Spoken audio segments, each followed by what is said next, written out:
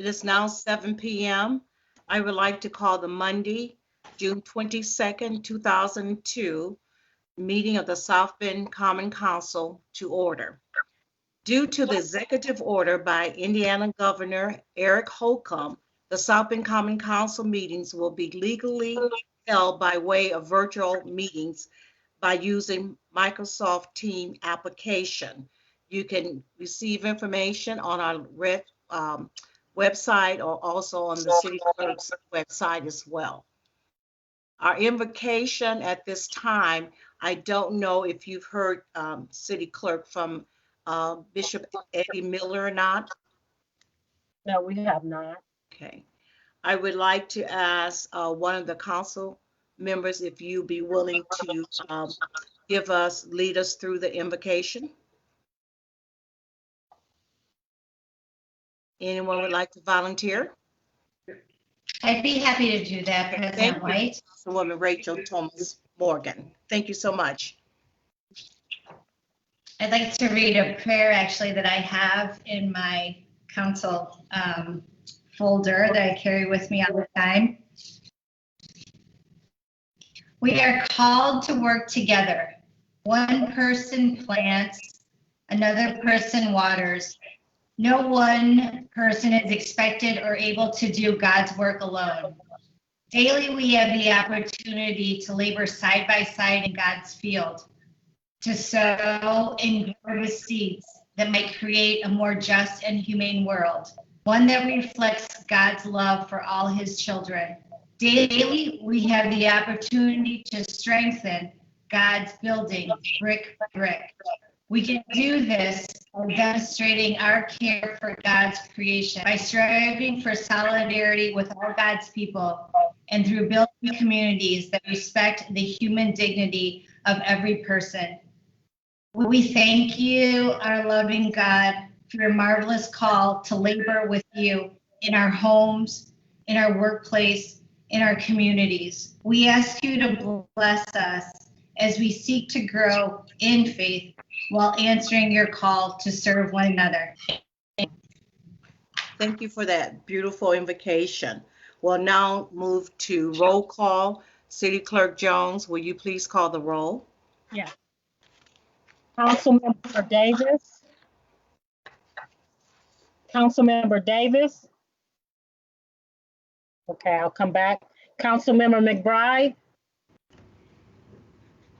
Councilmember McBride.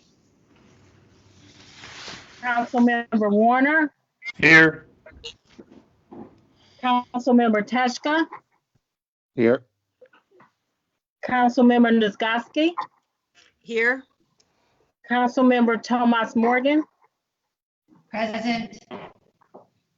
Councilmember Hammond. Present. Councilmember Davis. Councilmember McBride. And Vice President White. Or Present. Okay. Thank you so much. I do know that the report from the subcommittee on minutes will probably be addressed at our next meeting due to the resignation of President Tim Scott. Is that correct? That is correct. And I also have the statement to read to the members of the public. Please do. Okay. Good evening, members of the public. For audio quality, we will be muting everyone not speaking by default to maintain good audio quality for council and yourselves. If you would like to speak during the meeting on a specific agenda item, please submit your request in the chat. Directions to do so are in the chat. We ask that you provide your full name and address, as those are required for all speakers at in-person meetings. If you would like to be called on during the meeting to provide public input, please insert the following into the chat, and you will be called on during the relevant time for public input. Again, your name, your address, and what would you like to speak for or against the agenda item that's being talked about. You will then be given 3 minutes to speak. Please be sure to unmute yourself prior to giving your remarks. Thank you so Councilwoman much. White, Yes. may I say something to the clerk's office? There are news media and other people in the other on hold in the other chat, and that's where Henry and I were. So I don't know how to get them out of that, but it's like 7 or 8 people on the other end. Okay. All right. Thank you. Chairperson White, just this is Graham Sparks from the clerk's office. I'll leave this meeting. It can still continue, but I'll announce that to the other meeting and come back in. Thank you. Appreciate that. We'll now move to Okay. special business. The special business, as you are aware, President Tim Scott resigned his seat, not only as a first district representative, but also being the president for the South Common Council. And we would like to recognize his years of service, not only to the council, but also to the first district. You know, we wish him Godspeed. We wish him the very best. But again, I think it's just proper that we would recognize his commitment to the city and especially to the first district. So I don't know if there's any other council members who would like to offer comments. Please feel free to do so and just recognize, you know, yourself, please.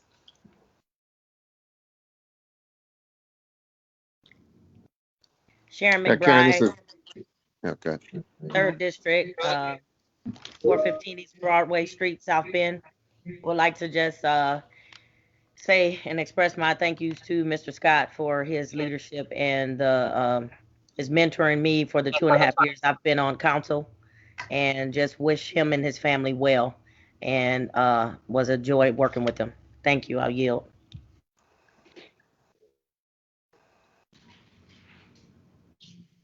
This is Jake Tashka, Councilman Tashka, 5th District. Just like to say that, you know, Tim was one of the good ones. He worked very hard on behalf of his district, made himself available to his residents, and routinely put his life on hold to serve the folks in the 1st District. And though we sometimes disagreed, I respected his leadership and genuinely enjoyed our interactions, and I'll miss his leadership. I'd also like to say that, you know, while Mr. Scott denies that recent protests outside of his home played a role in his decision, the local organizers of that event have declared victory. And, you know, this is another mark in the sad decline of our civil political discourse in our nation in favor of a mentality that seeks to oust even the good-natured public servants for the simple sin of disagreement. But Tim will be missed, and I wish him and Karen the best in their future endeavors. Anyone else? I'm Rachel Tomas Morgan, Councilwoman at Large.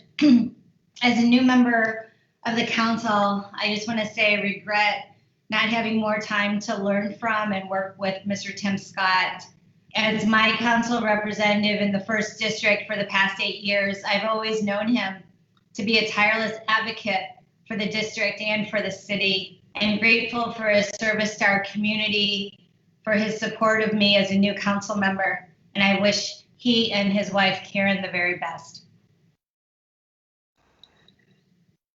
I would also like to mirror that and add that he was a very patient teacher. And for me, I valued that characteristic very much, and he will be missed. Yep, and it's a Councilwoman Sheila Niezgodsky. He was very patient. As I was coming in as a new councilwoman, he always took the time to answer all of my questions, even if I would ask them more than once.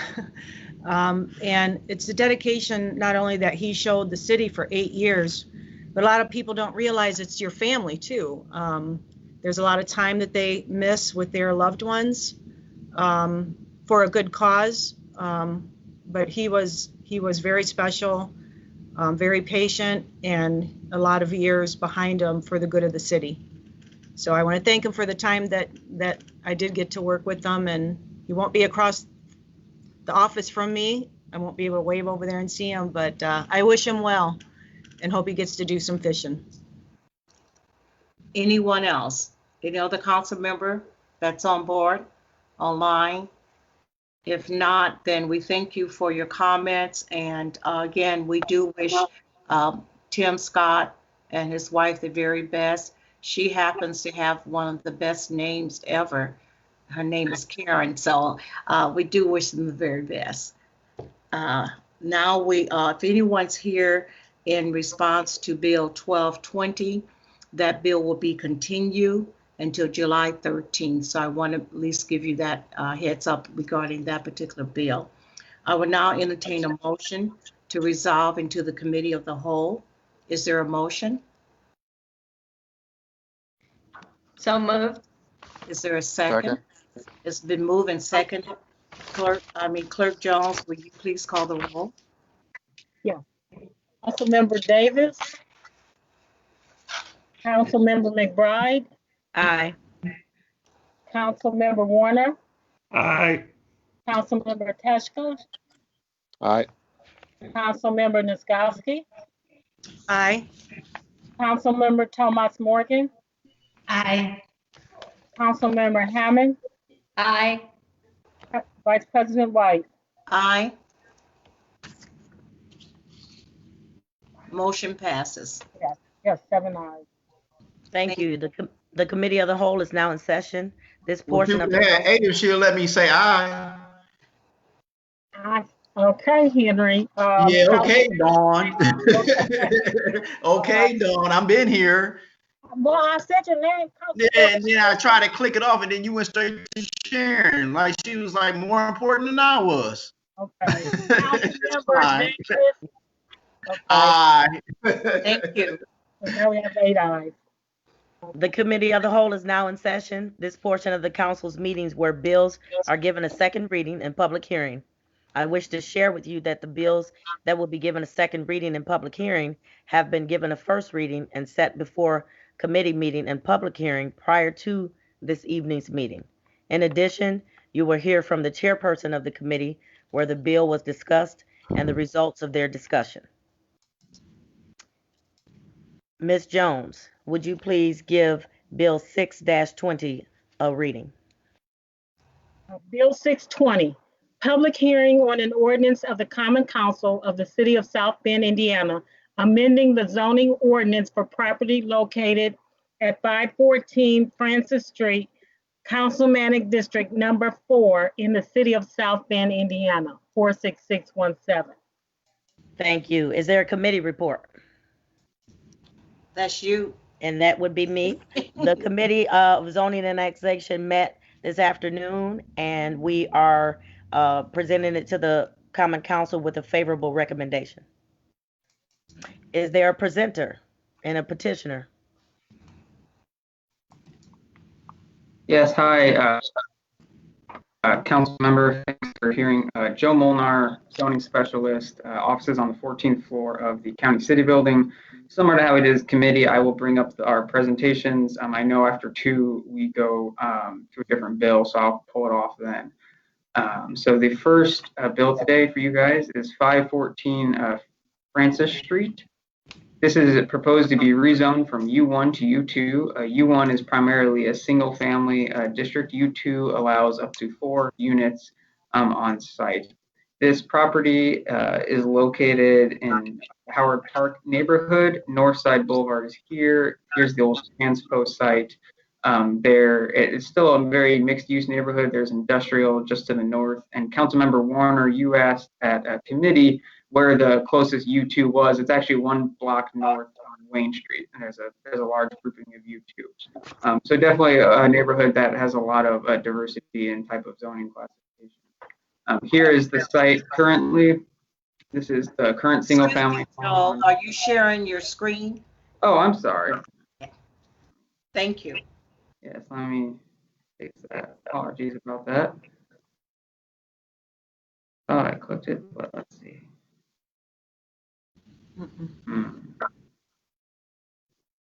Doesn't seem to be showing up for me. One moment, please.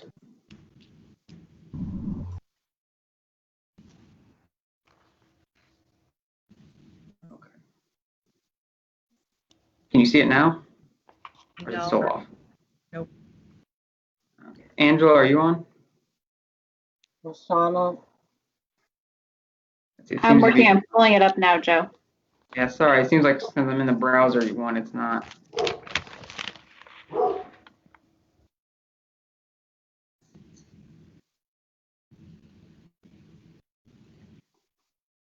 Graham, I think it's because we're in the browser. Is it possible for you to share it? I'm currently working on trying to get the mayor, his chief of staff, and his communications director into the meeting. Apparently, they're having some trouble with the link. So I can, yes, I can pull it up out of my email real quick. 1 second. Thank you. Thanks, Graham. You're welcome. Joe or Angela, would you like to continue while he's pulling it up with the president? Yeah, it's a pretty simple one. The same you guys all heard it at committee. So it is in a neighborhood that is more diverse in zoning classification. The proposal currently is to just build in the rear, a garage on the bottom, and an apartment on top. However, like Angela pointed out at committee, it's not tied to a site plan. So she could, the petitioner could do anything within the U2 district. We haven't had any public comment either for or against the petitioner. Nothing came into our office that I know of. If you have any further questions on what the petitioner is looking to do, I think she's on here as well.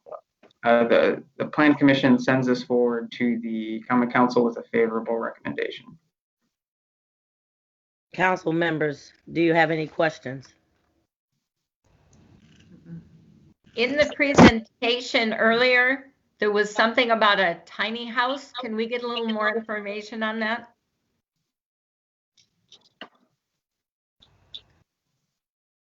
Yeah, I can. So that was a very rough site plan that they presented. I think she just wrote tiny house because it's going to be a smaller. It won't be probably as large as the single family house next door. Again, I don't think they've even speak with an architect. So that was all conceptual. The idea, I think, will be to put a house next door one day that will be, small in nature, but not what we traditionally think of tiny house. I'm sure it would have a foundation. And the lot is large enough to add another housing structure on that lot?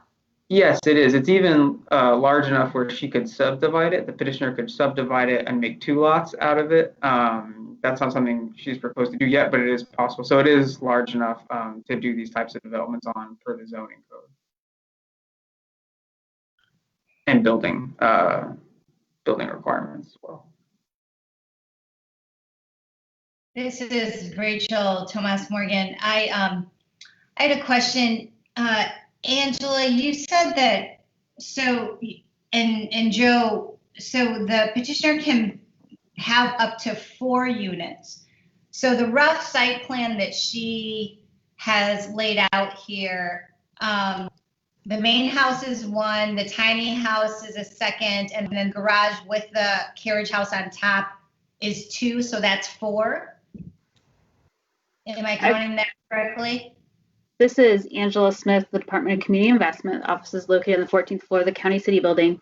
As this kind of layout shows, the house would be 1, the second house would be 2, and the unit above the garage would be a 3rd unit.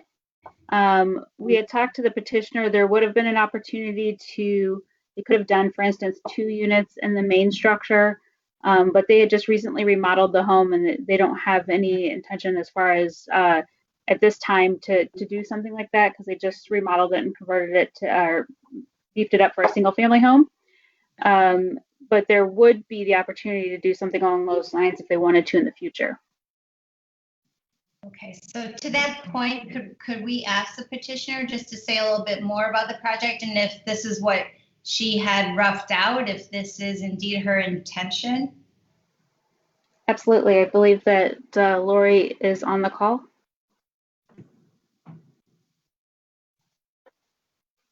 I don't know if maybe Graham can confirm.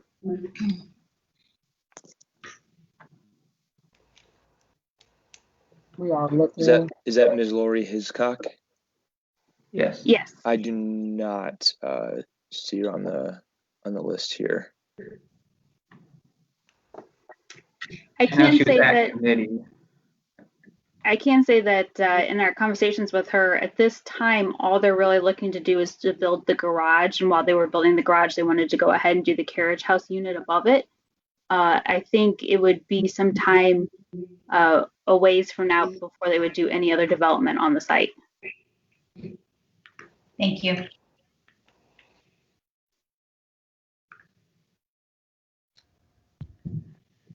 All right. At this time, I will ask the other council members if you have any questions of the presenter. If not, at this time, we will go to the public portion. Is there anyone from the public wishing to speak in favor or opposition of Bill 6-20? Councilmember McBride, this is Graham from the clerk's office. There are no members of the public wishing to speak in favor or in opposition to this bill. I yield. Thank you so much. I will turn it back over to council members to entertain a motion regarding Bill 6-20. I make a motion, we send the bill to the full council with a favorable recommendation. Second. Thank you. Ms. Jones, please call the roll. Councilmember McBride, Aye. Councilmember Warner, Aye. Councilmember Teschka, Aye. Aye. Councilmember Nisgowsky, Aye. Councilmember Thomas Morgan, Aye. Councilmember Hammond, Aye. Councilmember Davis, Aye. Vice President White, Aye. 8 ayes. Thank you. Bill number 6-20 will be sent to the full council with a favorable recommendation. Now, Councilwoman White, is this where I asked for to accept the substitute Yes. prior to the reading? You have her read the bill and then put in a motion to accept the substitute version. Thank you. Clerk Jones, would you read Bill 11-20, please? Yes. Bill 11-20, public hearing on an ordinance of the Common Council of the City of South Bend, Indiana, amending Chapter 21 of the South Bend Municipal Code to correct typographical errors in various articles and to add clarifying language and tables. Thank you so much. Now I would like to make a motion to accept the substitute bill. May we have a second? Second. Roll call, please. Yes. Councilmember Warner, Aye. Councilmember Teschka, Aye. Councilmember Nisgowsky, Aye. Councilmember Thomas Morgan, Aye. Councilmember Hammond, Aye. Councilmember Davis, Aye. Councilmember McBride, Aye. Vice President White, Aye. 8 ayes. Thank you. Bill 11-20 to amend Chapter 21 of the South Bend Municipal Code came under zoning and annexation today and to the council for a favorable recommendation. Do we have a presenter or petitioners? Good evening. Michael DeVita, Principal Planner with the Department of Community Investment. Offices on the 14th floor of the County City Building. As you may remember, South Bend's new zoning ordinance went into effect at the start of the year. Very pleased with how it's gone, and I think we have a good response from users as well. Though, as we've committed to, we want to keep the zoning ordinance both responsive to the community and always take an opportunity to make it even easier to use. So for the first zoning text amendment, here we've identified some housekeeping items within the ordinance to take care of. Items are summarized in your packet. Again, there's no significant policy changes in the ordinance, but I did want to touch on some examples. If you can move the presentation forward a couple of slides here. Yes, thank you, Graham. You'll see those fall within 3 major categories. First, the ordinance corrects a few typographical and cross-reference errors. Second, the ordinance makes some technical corrections. The amendments clarify how the rules are applied, which helps avoid people having to file for unnecessary variances. So for instance, it better states and offers greater flexibility on how the facade articulation can be satisfied, or it allows the zoning administrator greater discretion to define front, corner, and rear yards based on the context. So that developers won't have to seek variances when they have lots with no or double or multiple frontages. The changes also resolve conflicting provisions and internal inconsistencies. As one illustration, in the C zone, it matches the size of the rear and side building setbacks, the size of the required buffer landscape there when it borders a U3 or UF zone. Finally, the housekeeping amendments enhance user friendliness. For instance, garage placement rules that were buried later in the ordinance are now highlighted in the U1 and U2 zoning section. Most often use them. And maximum fence heights are summarized in an easy-to-use table instead of just in the text. So I'll note this comes with you with a favorable recommendation from the Plan Commission. I ask for your recommendation here and approval, but would be happy to answer any questions you might have.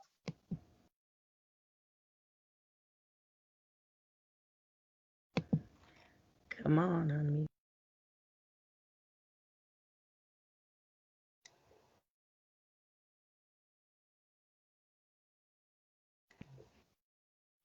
Thank you. At this time, I would like to turn it over to the council to see if there's any questions or comments about the substitute bill 11-20. If none, at this time, I will turn it over to the public portion. Mr. Sparks, are there anyone wishing to speak on bill 11-20? No, ma'am, there are not. Thank you so much. Now, this portion will be closed to the public, and I would ask the council members, I will turn it back over to you and ask you what's your pleasure. I'd like to make a motion to move Bill 1120, the sub-bill 1120, substitute Bill 1120, to full council with a favorable recommendation. Second. Second. Clerk Jones, would you please call the roll? Yeah. Councilmember Teshka, Aye. Councilmember Niskoski, Aye. Councilmember Thomas Morgan, Aye. Councilmember Hammond, Aye. Councilmember Davis, Aye. Councilmember McBride, Aye. Councilmember Warner, Aye. Vice President White. Aye. 8 ayes. Thank you. And as stated by President White, bill number 12-20 will be continued till 7/13. You need a motion to that effect. Will someone please make a motion?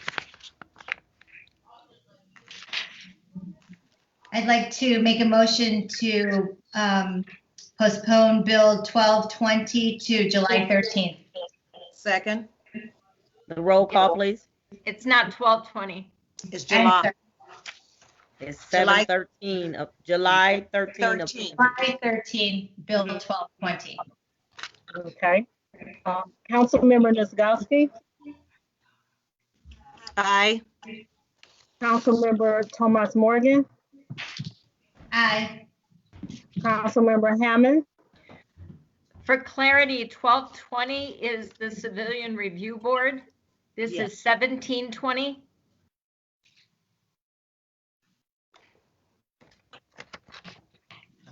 What we are taking a motion on, Councilwoman Lori Hammond, is Bill 1220, that it will be continued until July 13th, 2020. Is that number possible? That's the same as the Civilian Review Board number. Well, That is the Civilian Review Board number. 1220. We are talking about continuing the Civilian Review Board, and that is bill number 1220. Excuse me. Okay, aye. No problem. okay. Councilmember Hammond, Aye. Councilmember Davis, Aye. Councilmember McBride, Aye. Councilmember Warner, Aye. Councilmember Teschka, Aye. Vice President White. Aye. 8 ayes. Thank you. Clerk Jones, would you please give Bill 2220 a second reading? 2220, public hearing on an ordinance of the Common Council of the City of South Bend, Indiana, approving a petition of the Advisory Board of Zoning Appeals for the property located at 817 Elmer, South Bend, Indiana, 46628. Thank you. Is there the Committee of Zoning and Annexation is sending this to the full council with a favorable recommendation. Is there a presenter? Yes, Councilmember McBride, Joe Molnar, zoning specialist 14 for the County City Building. Graham, can you advance to slide 1, please? Yes, sir. And you can just keep it on that one then for this Sure. petition. So this is a special exception petition for 817 Elmer Street. They're petitioning to have a daycare center on site. Like I said at committee, typically if you are in the U1 district like 817 Elmer Street is, you can have a daycare center if you live on the property. If you do not live in the home, though, you would have to go through this process if you want a daycare center. As you can see on the presentation, it's a single family home. This is in the mid far west side. That's Elmer Street running north. If you go 1 block north, it's Lincoln Way West. The staff recommends this favorably. The petitioner has renovated the site to up to the standards of the daycare center.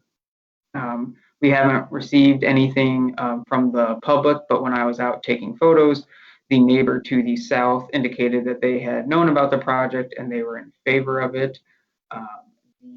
The Board of Zoning Appeals sends this forward with a favorable recommendation, and I'd be happy to have any questions that council has. Thank you. At this time, I will turn it over to the committee. Do you have any questions or comments to the petitioner or the presenter?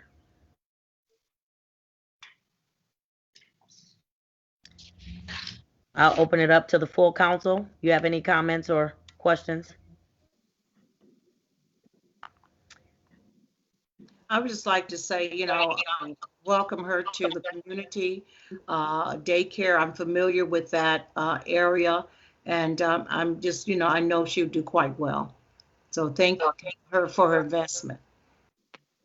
Thank you, Councilwoman White. At this time, we will go to the public hearing portion. Mr. Sparks, do we have anyone wishing to speak? No, ma'am. Thank you. At this point in time, the public hearing for Bill 2220 is now closed. Council members, if you want to make any statements further regarding Bill 2220, you may do so at this time. If not, will now entertain a motion regarding Bill 2220. I'll make a motion to move Bill 2220 to full council with favorable recommendation. I second. Ms. Jones, the roll call, please. Councilmember Thomas Morgan, Aye. Councilmember Hammond, Aye. Councilmember Davis, Aye. Councilmember McBride, Aye. Councilmember Warner, Aye. Councilmember Teschka, Aye. Councilmember Niskoski, Aye. Vice President White. Aye. 8 ayes. Thank you. Bill 2220 will be sent to the council with a favorable recommendation. Clerk Jones, would you please read Bill 2320? 2320, public hearing on an ordinance of the Common Council of the City of South Bend, Indiana, approving a petition of the Advisory Board of Zoning Appeals for the property located at 3610 Briner Way, formerly Keller Street, South Bend, Indiana, 46628. Thank you. I would like to make a motion to accept the substitute bill. Second. Thank you.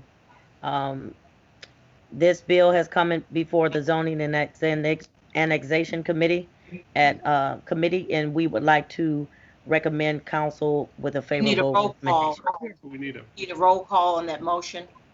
Thank you so much. No May I have problem. the roll? Thank you. All right, Councilmember Hammond? Aye. Okay. Councilmember Davis? Aye. Councilmember McBride? Aye. Councilmember Warner? aye. Councilmember Tashka? Aye. Councilmember Niskowski? Aye. Councilmember Thomas Morgan? Aye. Vice President White? Aye. 8 ayes. Thank you. The Committee of Zoning and Annexation would like to submit this bill to the council with a favorable recommendation. Is there a presenter?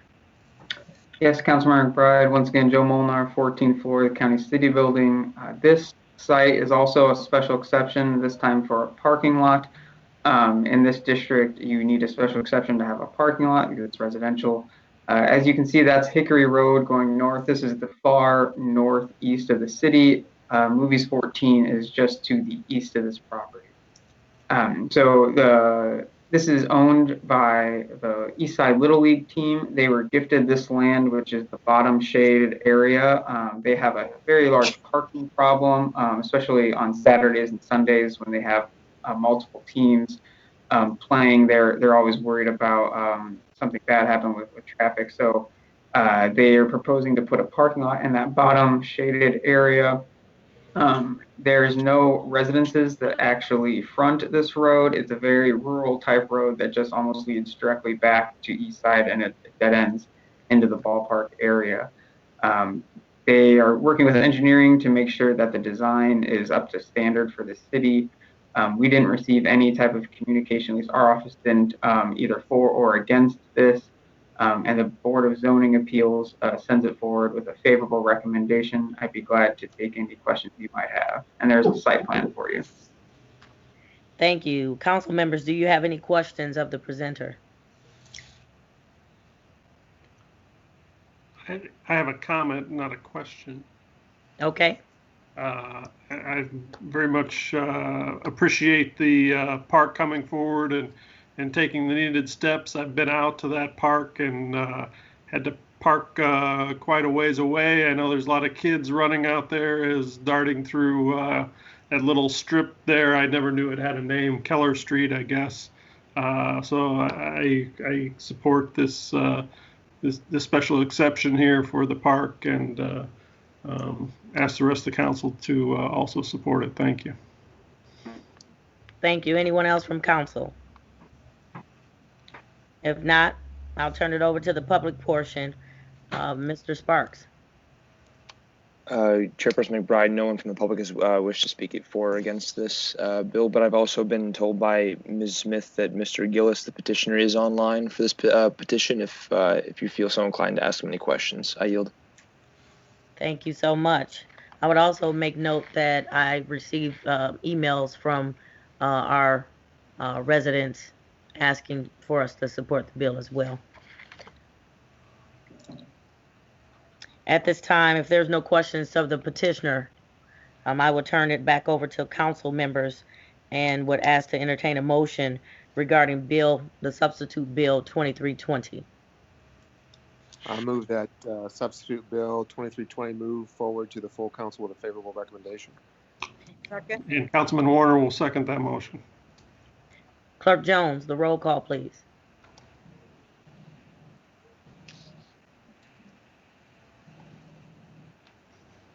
Clerk Jones, the roll call, please. I'm sorry, my mic was on. Councilmember Davis? Aye. Councilmember McBride? Aye. Councilmember Warner? Aye. Councilmember Tashka?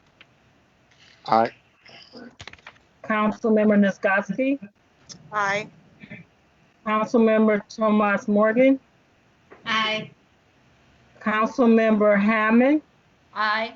Vice President White? Aye. 8 ayes. Thank you. Clerk Jones, would you please give Bill 2420, substitute bill or a reading.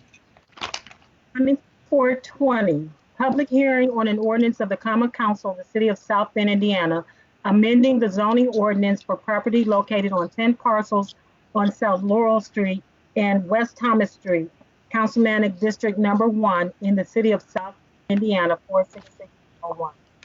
Thank you. I would like to entertain a motion that we accept the substitute bill for 2420. Second. The roll call, please. Councilmember McBride, Aye. Councilmember Warner, Aye. Councilmember Teska, Aye. Councilmember Nisgowsky, Aye. Councilmember Thomas Morgan, Aye. Councilmember Hammond, Aye. Councilmember Davis, Aye. Vice President White. Aye. Ayes. Thank you. Bill 2420 came before ZNA, the Zoning and Annexation Committee, and we are presented it to the council with a favorable recommendation. Is there a presenter? Yes, Councilmember Brad, for the last time today, Joe Molnar with offices on the 14th floor of this building. As we discussed at committee, this is a petition to rezone 5 lots that are currently zoned U1 to NC Neighborhood Center District. It does not concern anymore the 5 lots to the west of Laurel. Those are no longer a part of the petition and the substitute. This is a petition again to unite all the campus properties that the History Museum has on that site that are contiguous into one zoning district. I did miss at the committee portion that there was a written commitment that the committee would like to put on the property, and that is a favorable recommendation subject to a written commitment limiting the use of the property to uses commonly associated with the museum. So the desire is that this land be used for the museum and the museum purposes only, so it gets out of commercial or some other type use. So that is a protection that the commission put on or wants to put on the rezoning. If you have any further questions, I'd be glad to answer them. Thank you. Council members, do you have any questions of the presenter or the petitioner? This is Councilmember Rachel Thomas Morgan. I just have a comment, not a question, and just want to share as a resident of the neighborhood, we have been hearing of this plan with the museum and really commend the museum for creating more green space in this neighborhood. There are families that live along Thomas Street with young children, and El Campito is in that neighborhood as well. So can more green space for them to enjoy the expanded museum campus. And so I'm in full support of this this bill and ask my council colleagues to support it. Thank you. Any other council members? If not, did someone say anything? No. Thank you. At this time, I will open it up to the public. Mr. Sparks, do we have anyone in the chat? Councilmember McBride, there's been no one to submit their name to speak for and against this bill. I yield. Thank you so much. At this time, we will close the public portion and I will turn it back over to the council. What is your pleasure?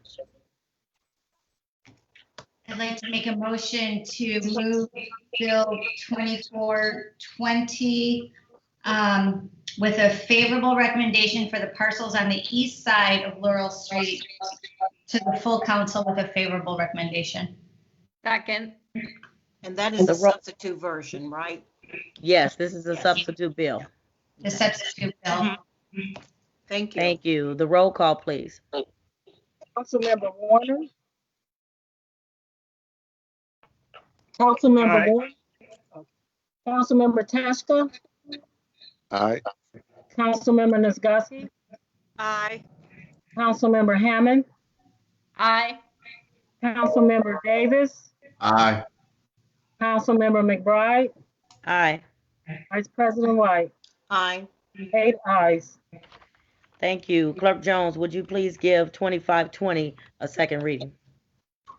2520, public hearing on an ordinance of the Common Council of the City of South Bend, Indiana, authorizing the refunding of certain outstanding sewage works revenue bonds, authorizing the issuance of revenue bonds in one or more series for such purpose in the aggregate principal amount not to exceed $22 million, establishing a sewage works refunding fund and addressing other matters connected therewith.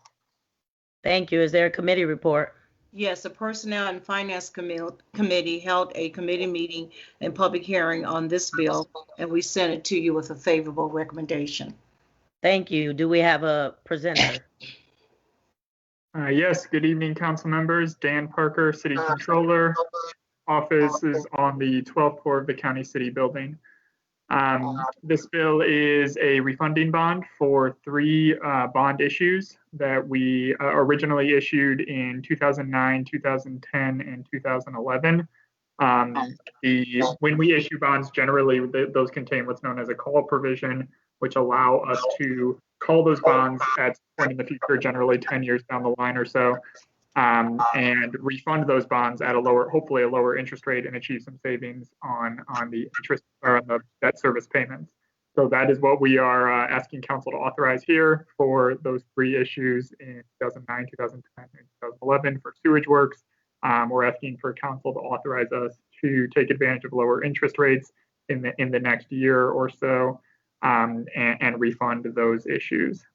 If we were to refund them today, the estimated savings is in the $1 to $2 million range. But what our intention is to continue to monitor the market over the upcoming year or so, and choose a time to execute those 3 refundings when it's most beneficial to the city. Jeff Rao from Baker Tilly is here as our municipal advisor. And then I believe Randy Rampola from Barnes and Thornburg is here as bond counsel as well. If you have any questions for them, or I'm happy to answer any questions from council as well. Thank you so much, Mr. Parker. Council members, do you have any questions of the presenter or the petitioners?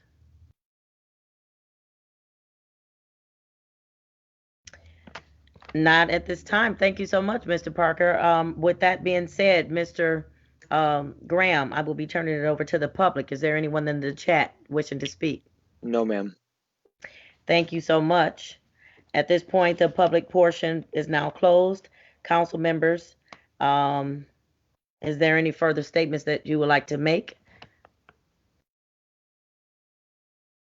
If not, I will now entertain a motion regarding Bill 2520.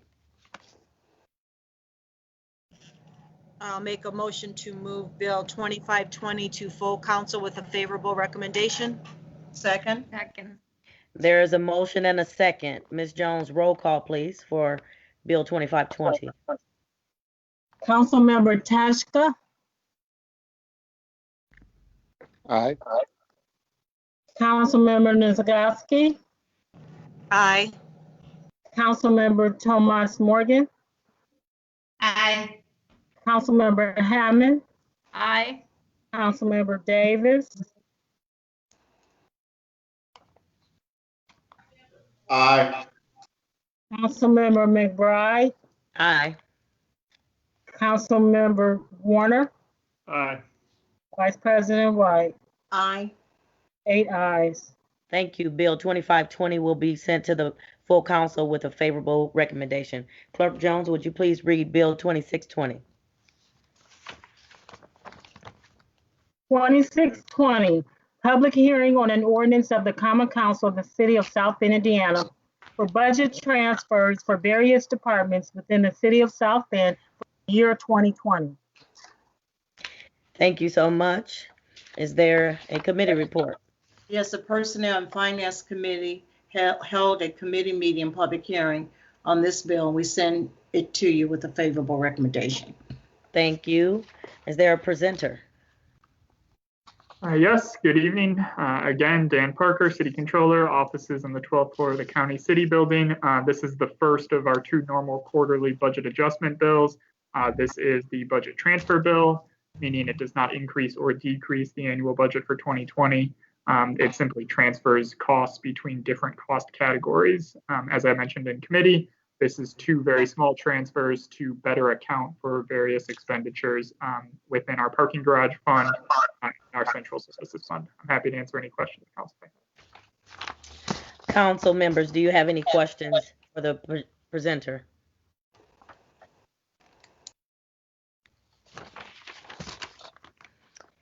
If not, I will turn this over to the public. Mr. Sparks, is there anyone in the chat wishing to speak on Bill 2620? Councilmember Bride, as Graham from the clerk's office, there's been nobody from the public wishing to speak in favor or opposition to this bill. Thank you so much. At this time, the public portion is closed. Council members, I will entertain a motion regarding Bill 2620. I move that Bill 2620 be sent to the full council with a favorable recommendation. The roll call, please. Second. Need seconds. Oh, thank you, Mr. Teska. The roll call, please. Councilmember Teska, Aye. Councilmember Nisgowsky, Aye. Councilmember Tomas Morgan, Aye. Councilmember Hammond, Aye. Councilmember Davis, Aye. Councilmember McBride, Aye. Councilmember Warner, Aye. Vice President White. Aye. 8 ayes. Thank you. Clerk Jones, will you please give second reading to 2720?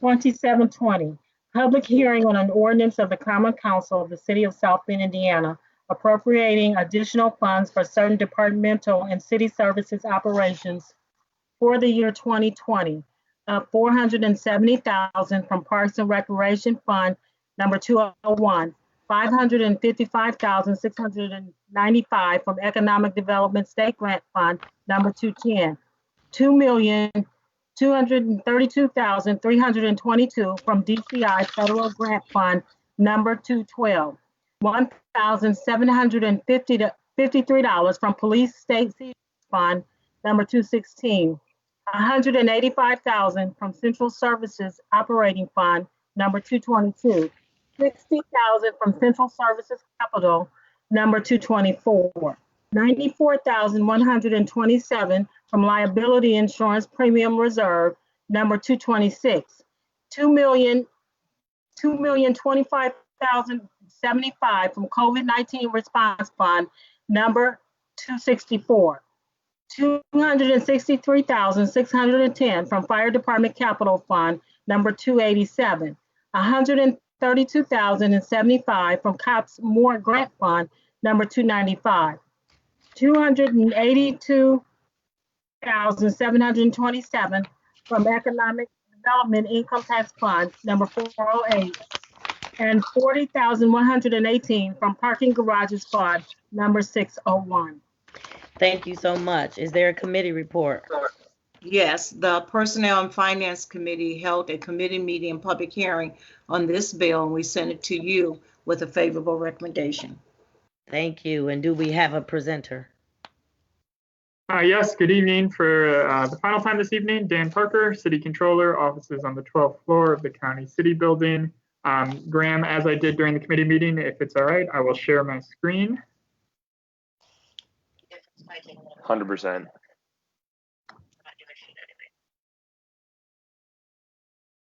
And, well, maybe that one didn't work. Sorry, 1 second. All right. Council members, as we talked about during committee this afternoon, this is the second of our normal quarterly adjustment bills. And this is the additional appropriation bill, meaning that this bill does increase the 2020 budget. As is normal in our quarterly adjustment bills, it is broken down into 4 categories of additional appropriation requests. The first is unanticipated expenses. The second is items that are supported by new revenue or revenue that was not accounted for in the original 2020 budget, and we're just asking to appropriate that revenue. The third is capital projects that have been or that are carrying over from prior years. And then the fourth is administrative items, which are largely just accounting types of items that we need to clean up. We talked about in committee meeting this afternoon that the bulk of this bill from a dollars perspective and from a number of requests perspective is related to a new fund that we're setting up, a COVID-19 response fund. We want to make sure that we're accounting for all of the responses or all the expenses that we're incurring for the COVID-19 response in a single place. Because it does help us to try and submit those expenses that might be eligible for reimbursement from the federal or state governments to submit those for reimbursement. As we mentioned, the bulk of the requests on here are related to direct response costs, cleaning supplies, masks, hand sanitizer, that kind of thing. Some things related to the ability to work at home, so additional licenses for VPN and that kind of thing.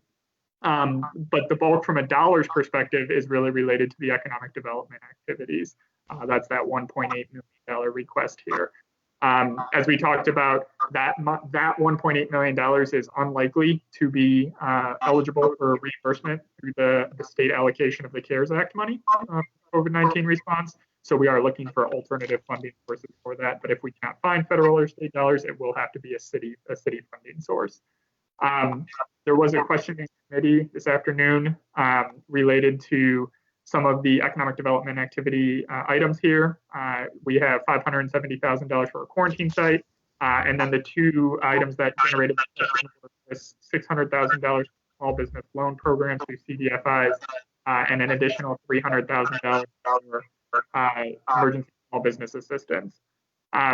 The question, I believe, was, is any of that money dedicated to or going to be directed to outreach to minority businesses? So a couple items on that. First, in the agreement with the CDFIs that led to the distribution of the $600,000, minority-owned businesses were specifically referenced. And I can pull up the specific language if council would like to see that. But there was specific reference to the need to make sure that this money is prioritizing and distributing to minority-owned businesses whenever possible. So that's on the actual distribution of money side. On the root of the question in terms of the outreach, that outreach to date has been handled by the team in diversity and inclusion, Pastor Patton's team, and led by Antonius Northern on that team. As well as Alpina Aldridge and DCI and James Summers over at the Business Development Center. Those three together have really been reaching out and coordinating the distribution of information regarding the availability of these resources. So a lot of the infrastructure and dollars were already in place and already budgeted for that minority business outreach. That being said, if the city or the administration, Antonius, Alkina, James, anybody feels as though more outreach is needed than what's already been in place, there is the opportunity to take a portion of that, $5,000, $10,000, $15,000 and use it to directly engage with somebody to provide that outreach if that's needed. So hopefully that answers the question from committee this afternoon. Mr. Parker, is there any way that we could get a summary in regards to the extent of that outreach and the impact of that outreach as it pertains to, the small business economic development that has been done to date? I think that information would be very helpful as well. Yes, absolutely. So we can provide a written response on that. I do know that a lot of that outreach has taken the form of just the general building of relationships in the community, but also several webinars that have been held on this emergency funding that's available and other types of virtual community events during time. I did see Councilmember Henry Davis had his hand up for a question as well. Yeah. Right. Thank you. I have a question. Could somebody please define outreach and the function of outreach? Because I just keep hearing outreach. Sure. Yeah. So in this situation, what we were talking about is engaging with minority-owned businesses and specifically minority-owned small businesses in the community to try and let them know or inform them that these resources now exist for the $600,000 small business loan program through CDFIs, as well as the $300,000 emergency small business. So just engaging with the community to make sure that everyone knows that these resources are available. Okay, so how are you doing that? Yeah, it's a good question, and I believe that was Vice President White's question as well. And we can provide a written summary of all the activities that have been done thus far. But I believe a lot of it is, to the extent possible during COVID, getting out in the community and letting people know directly. But also some virtual webinars and virtual information sessions as well to let people know that here's the money, here's what's available, here's how to apply for it, that kind of thing. Okay, so I'm going to, this is my last comment. We have concentrated on outreach like forever, probably before I was even born, outreach or trying to figure out who or how to let them know. I don't know what it's going to take to change the culture, but clearly we're not getting it. And I don't know if outreach is the right thing at this point. I know that there is quite a bit of minority business owners.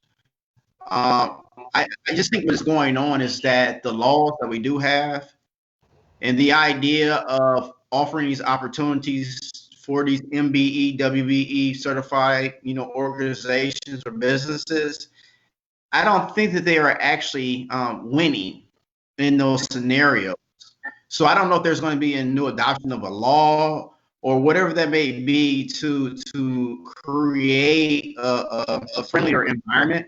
But we can hang up posters, we can put up billboards, we can do radio ads, we can campaign it to the T. But if people are not gaining anything out of it, then those efforts will be wasted because no one will trust the process anymore. So I will not, I'm not challenging you, but I just keep hearing outreach, and I heard you say like $15,000 for outreach. That would be a nice check for one of those businesses. Maybe one of those businesses are employed to do the outreach. I mean, I don't know, but what I do know is not the things that we were asking for and the things that we do need, they're not happening. Thank you. Councilwoman Sharon McBride, you had your hand up for a question. And this is still. Yeah, I guess following up a little bit on what Mr. Davis said, with hearing the $600,000 allotted for small businesses and $300,000 for the pathway training that I heard earlier from Mr. Geiger. I guess I thought, and obviously wrong, that if that's like $900,000, that was going towards directly to assisting the small businesses and not for just the Zoom calls or because I'm on, I think, those calls weekly when they're talking and have their introductions and things. But I would like to see tangibles. People need money. And I guess that's where I would like some clarity as well. Yes, thank you, Councilmember McBride. Apologies if that was confusing or if I misstated it. Yes, that $900,000 is for direct assistance to businesses. So that money is going to businesses. The question that came up from Mr. Geiger, I believe, during committee was what are we doing to make sure that people are aware that those resources are available? So that was the thrust of the response there. But no, that $900,000 is directly available for businesses to use to help them get through this time. I appreciate that, and that makes me a little more at ease. And so that's when we'll have the written response as to how those money so far was allocated and to what type of businesses. Yeah, and we can get that for sure. I believe the $600,000 we can get reports absolutely through our agreement with the CDFIs, Axion and Bankable on which businesses access to that money. The $300,000, as I understand it, has not yet been distributed because we are waiting for the appropriation for council. So I don't believe any businesses have yet accessed that money, but we can definitely provide those reports to council as they do. Thank you. Okay. Councilwoman Lori Hammond has a question. Dan, just for clarification, those monies are for already established businesses or business creation? Yeah, that is a good question. I'd have to go back and look at the language of the CDFI agreement, but I believe it does prioritize businesses that that commit to keeping jobs here, and as well as prioritize businesses that are minority owned. I don't believe it specifically requires a business to be already in business in order to access the money. But I believe the intention is for to help small businesses that are already. Councilwoman McBride, there's another question. Okay. I can't see whose hand. Is it a public comment or a council comment? No, this is Councilman here, Davis. Mr. Davis, I'm sorry. I see your hand now. How is the decision made on distribution? From the CDFIs? Yes. I think actually, Brian Donahue, are you on?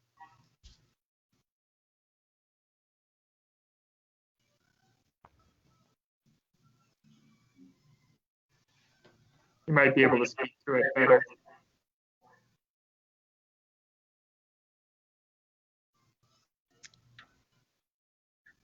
Mr. Sparks, do you know if Mr. Donahue is on the line? Sorry, Councilmember McBride, your question was? My apologies. If you know if Mr. Donahue is on the call. Brian Donahue is not on the call. He is not in the lobby this time. Okay. Thank you. Again, I can go back and look at the agreements with Axion and Bankable to see what criteria are in there. But I believe that it is simply an application process to say that this money is available through a loan program. And if a small business applies for it and they meet the criteria of being a small business that is committed to keeping jobs here, et cetera, then I believe they get access to the money. Okay, and so there was like stipulations that were placed on a lot of the monies, like childcare. Many folks were not on path of quality. So due to COVID, staff had to come out to your sites or to the sites, and they gave money to the growing kids and larger sites that did childcare. It didn't go to like people that we know that we'll call small business or the people that are in our neighborhoods. So what is the criteria? Hi. Sorry, Dan, can you hear me? This is Brian Donahue. Yep. There you go. Oh, great. Thank you. Apologies, Council. This is Brian Donahue. Office is on the 12th floor of the County City Building. I help to administer some of these contracts. The questions that I believe that Mr. Councilperson Davis is asking is, how is the money decided as to who gets it? So there actually the fund is still available at this point. So Axion, the CDFI that we partner with through CDFI Friendly, which I believe Council has received a brief on. We were partnered with them. They run the Chicago program, the loan program and the grant program that's run in Chicago. And they're currently running about half of this grant program for us. And right now there actually still is capacity. So we did a bunch of webinars right in the beginning, and there are recordings on the city's website at southbendin.gov/EAF, emergency assistance funding. And those webinars are recorded. So Similarly to some of the PPP opportunities that the federal government put through, while the first level was very, very heavily subscribed, the second level, a lot of that ended up being it's actually still available to companies if they want to apply for it, and that's actually currently the status of these grants as well, or sorry, of these loans as well. So there's a handful of, I believe there's around 50,000 on one of the programs and around 100,000 still available. So we're actively marketing those. Again, the CDFI is in the position to best market it, but we do have some coordination here locally. Bankable does have local action here, and they've been active and been in part of the webinars. But happy to, again, bring maybe perhaps the CDFIs to have a discussion with council and potentially clear any, make sure there's any clarifications, but also happy to, as Dan suggested, happy to produce that written document coming up in the next couple of days here.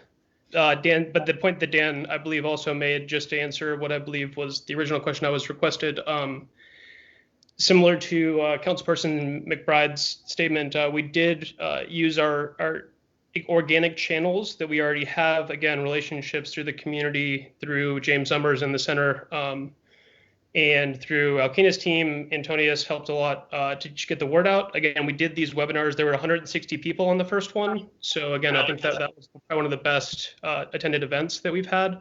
Again, I think that we can always be doing better and doing more, but those opportunities are out there right now, and we're happy to direct, again, people right to the CDFIs as they need. Thank you, Mr. Donahue. Mr. Parker, Council, are there any additional questions? If not, at this time, I will turn it to the public. Mr. Sparks, are there anyone in the public chat? I saw one member of the public raise their hand and put it down. I saw Anna Caroline Caruso. Anna Caroline, was your question or comment regarding this bill or legislation? You could unmute yourself at this time. Say your name and address for the record.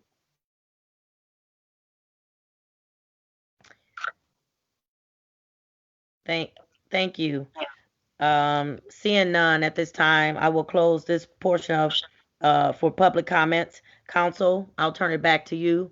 I will now entertain a motion regarding Bill 2720.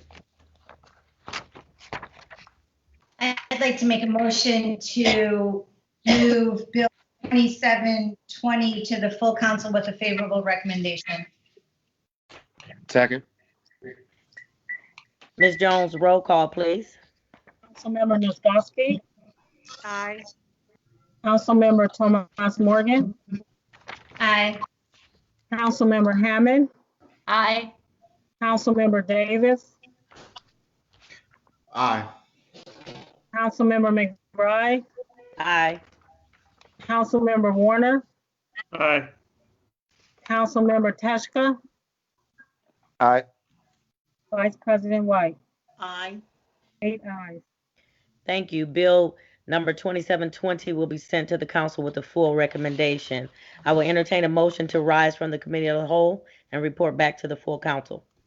So moved. Second. It has been moved in second. All those in favor? Roll call.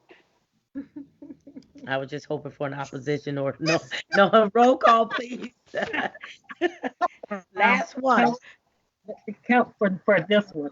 Councilmember Nisgowsky. Aye. Councilmember Thomas Morgan. Aye. Councilmember Hammond. Aye. Councilmember Davis. I'm sorry. Where are we at? I got lost. You'll just go ahead. Resolved from the committee of the whole back to the full council. Yeah. Okay. I'm sorry. Yeah. Aye. Councilmember McBride. Aye. Councilmember Warner. Aye. Councilmember Teshka. Aye. Vice President White. Aye. 8 ayes. Thank you. The full council is now back in session. This is the portion of our meeting where bills are given a third reading and action is taken regarding the bill that will be heard, that has been heard during the committee of the whole. City Clerk Jones, would you please give Bill 06-20 a third reading? 06-20, third reading, an ordinance of the Common Council of the City of South Bend, Indiana, amending the zoning ordinance for property located at 514 Francis Street, Councilmanic District Number 4, in the City of South Bend, Indiana, 46617. Prior to asking for a motion, I ask if any council members have any additional questions or would like to make any statements at this time regarding Bill 06-20. Seeing none, I will now entertain a motion regarding Bill 06-20. I make a motion for passage on Bill 06-20. Is there a second to this motion? Second. Clerk Jones, will you please call the roll? Councilmember Thomas Morgan, Aye. Councilmember Hammond, Aye. Councilmember Davis,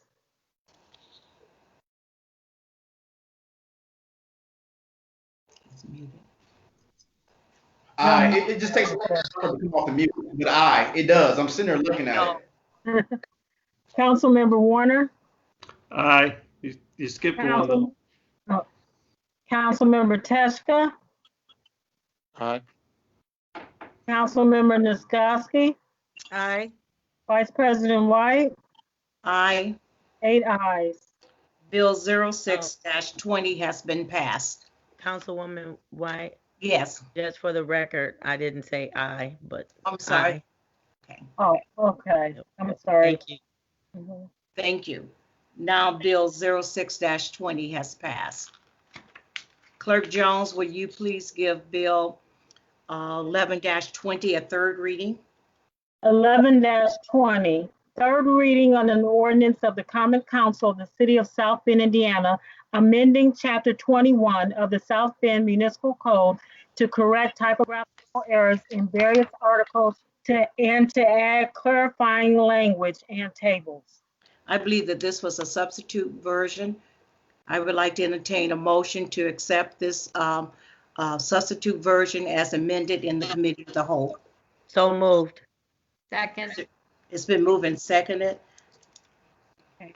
Is there a Councilman- roll call, please? Yes. Councilmember Hammond, Aye. Councilmember Davis, Aye. Aye. Councilmember McBride, Aye. Councilmember Warner, Aye. Councilmember Teschka, Aye. Councilmember Nisgowsky, Aye. Councilmember Thomas Morgan, Aye. Vice President White, Aye. 8 ayes.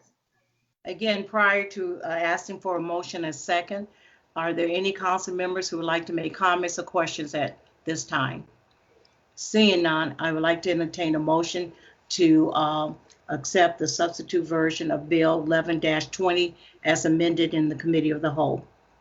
So So moved. moved. Second. It's been moved and seconded. Clerk Jones, will you please call the roll? Roll for to accept the substitution.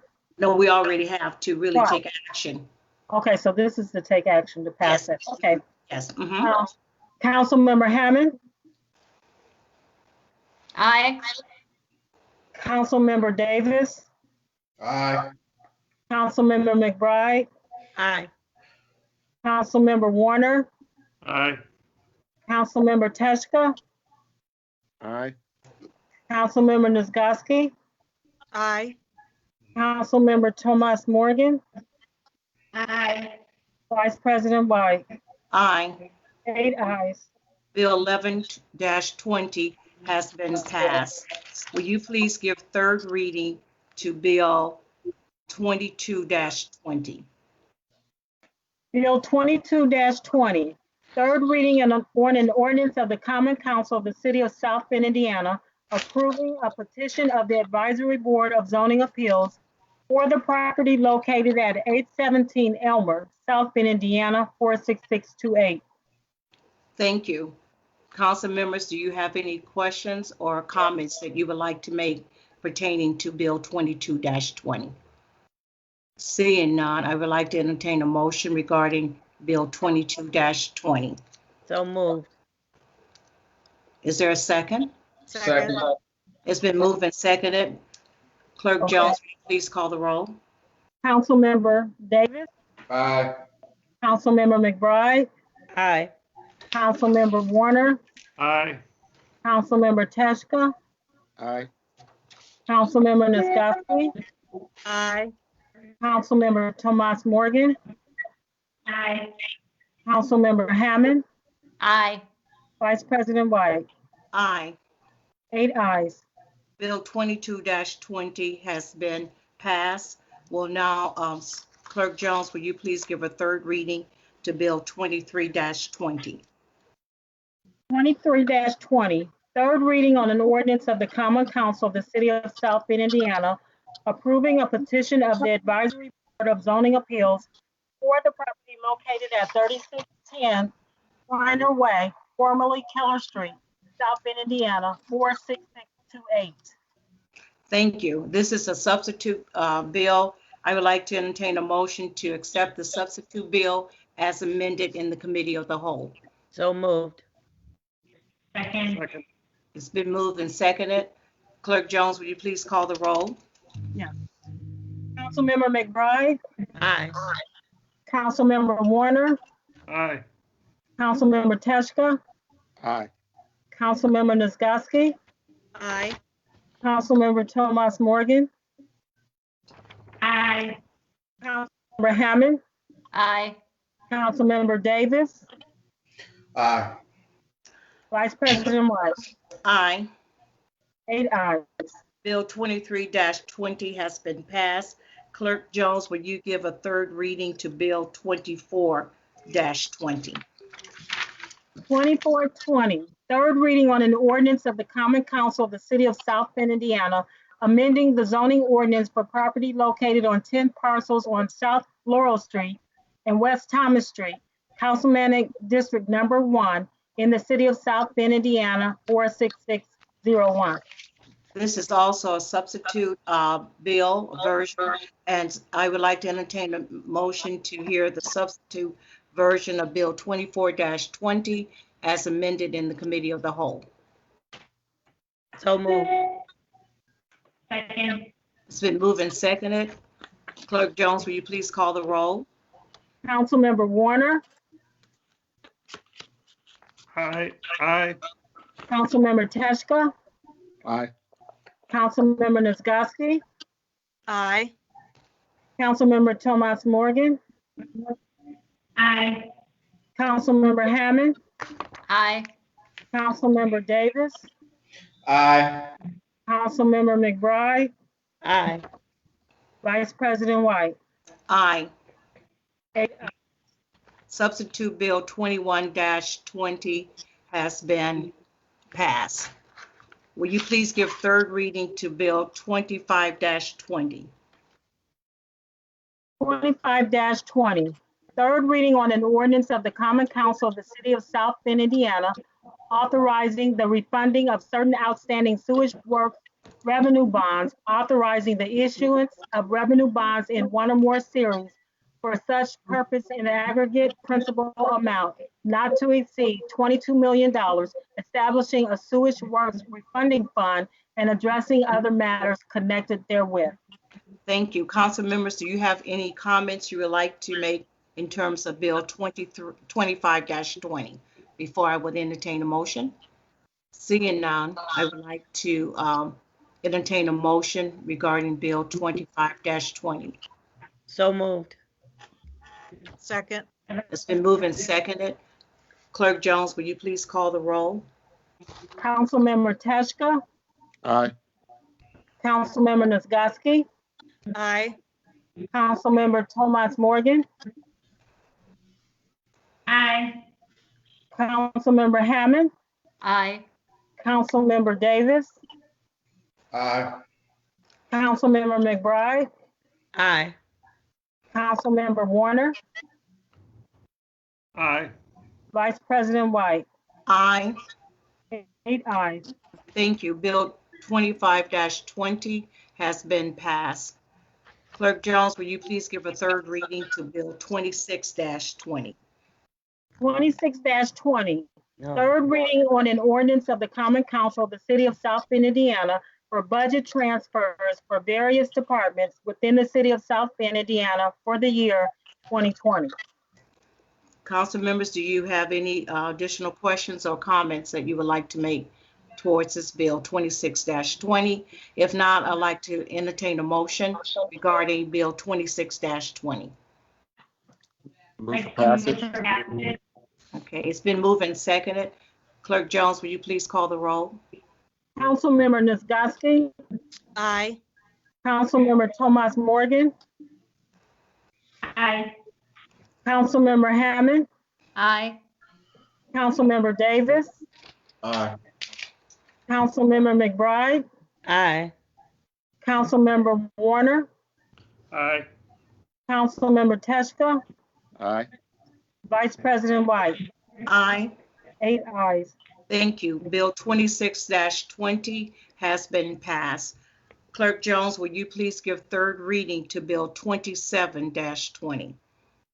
27-20, third reading on an ordinance of the Common Council of the City of South Bend, Indiana, appropriating additional funds for certain departmental and city services operations for the year 2020. $470,000 from Parks and Recreation Fund, number 201. $555,695 from Economic Development State Grant Fund, number 210. $2,232,322 from DCI Federal Grant Fund, number 212. $1,753 from Police State Seizures Fund, number 216. $185,000 from Central Services Operating Fund, number 222. $60,000 from Central Services Capital, number 224. $94,127 from Liability Insurance Premium Reserve, number 226.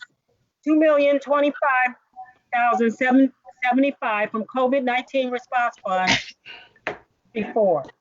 $263,610 from Fire Department Capital Fund, number 287. $132,075 from Cops More Grant Fund, number 295. $282,727 from Economic Development Income Tax Fund, number 408. And $40,118 from Parking Garages Fund, number 601. Thank you. Prior to entertain a motion, council members, do you have any comments regarding Bill 27-20? I would like to take notice that the questions that were asked in the committee of the whole, that we will be getting that feedback. Councilmember Henry Davis. Thank you. I fight with myself sometimes with things like this, and so it's going to sound bad because you have all of these other things attached to it. But at some point, these conversations as it relates to the minority community, the Black community, I'm very intentional about saying Black, the Black community, it has to become a priority. We have to be intentional about making sure that those opportunities that have been laid out, that people are actually gaining from them. We just can't keep saying we're going to have to find out or figure it out. Well, what's going on? It's just too many questions. What we need to be hearing is that X amount of people have received, X amount of dollars, and we're doing really well with distributing the money, and people are gaining from it. We need outcomes. I don't want to hear anymore about some type of outreach program. Excuse me if it sounds, it comes across the table like very brash, but over 40% of the Black community in South Bend, Indiana, is in poverty.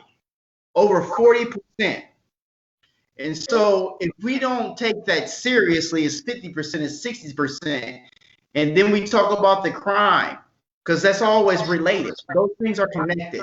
And I would really like to believe and think that everybody is working in the best interest of everybody. But for some reason, that Black community always gets left out. And it's not because we have Black people on staff that knows how to contact Black people.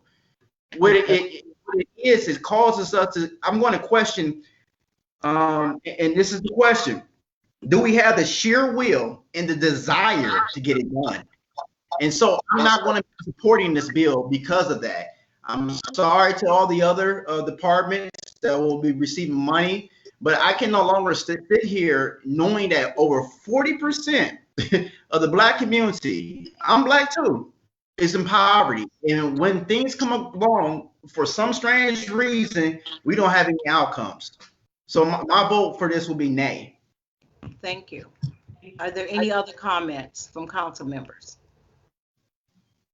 If not, I'd like to entertain a motion regarding Bill 2720. Move for passage. Is there a I second?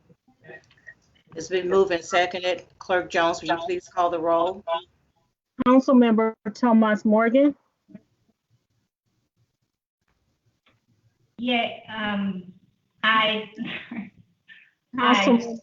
Councilmember Hammond, Aye. Councilmember Davis, Nay. Councilmember McBride, Aye. Councilmember Warner, Aye. Councilmember Teschka, Aye. Councilmember Nisgowsky, Aye. Vice President White. Aye. 7 ayes. Bill 27-20 has been passed, and with the notes and the comments that were made in the committee of the whole, we look forward to receiving that information as quickly as possible. We'll now move to the resolutions. We're moving into the resolution of our meeting. Clerk Jones, will you please read Resolution 20-17? 2017, a resolution of the Common Council of the City of South Bend, Indiana, endorsing and urging passage of federal legislation to provide universal comprehensive health coverage with zero cost sharing during the COVID-19 pandemic and beyond. Thank you. Is there a committee report? Yes, Vice President White, resolution number 20-17 comes out of the Health and Public Safety Committee with a unanimous vote of a favorable recommendation. I now would like the presenters to present resolution 20-17, please. State your name and address for the record. Thank you, Sharon McBride, 415 East Broadway Street, South Bend, Indiana.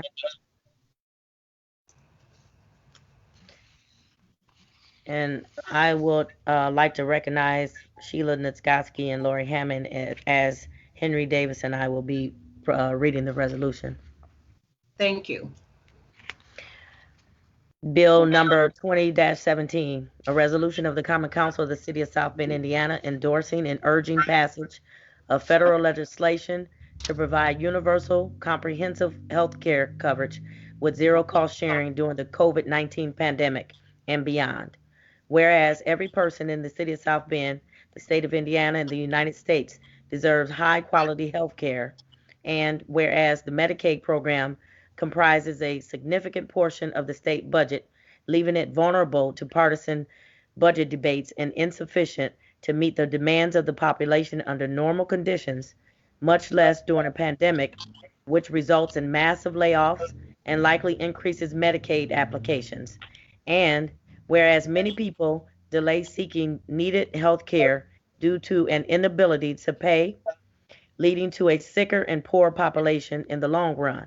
And whereas the COVID-19 pandemic has only increased the need to ensure individual access to preventative health care in order to protect the overall public health. And whereas Indiana, like many other states, suffers from racial health disparities demonstrated by both the maternal and neonatal mortality rates among Black residents and the unequal distribution of morbidity and mortality during the COVID-19 pandemic.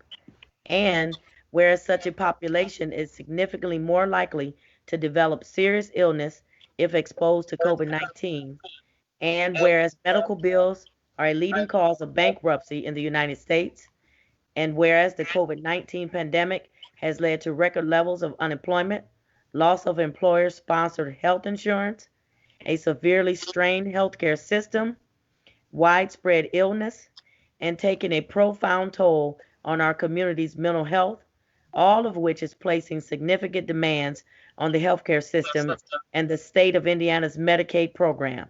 And whereas the ever-increasing cost of healthcare, which are further elevated due to the pandemic, may challenge our state and municipal budgets, and whereas COVID-19 related treatment is likely to cost uninsured patients tens of thousands of dollars, and Whereas in order to equitably, and effectively address the healthcare needs in the city of South Bend in the state of Indiana, including an additional burden created by COVID-19 pandemic, we must urge the U.S. Congress to expand healthcare insurance coverage to provide comprehensive coverage to every resident of the United States without any cost sharing.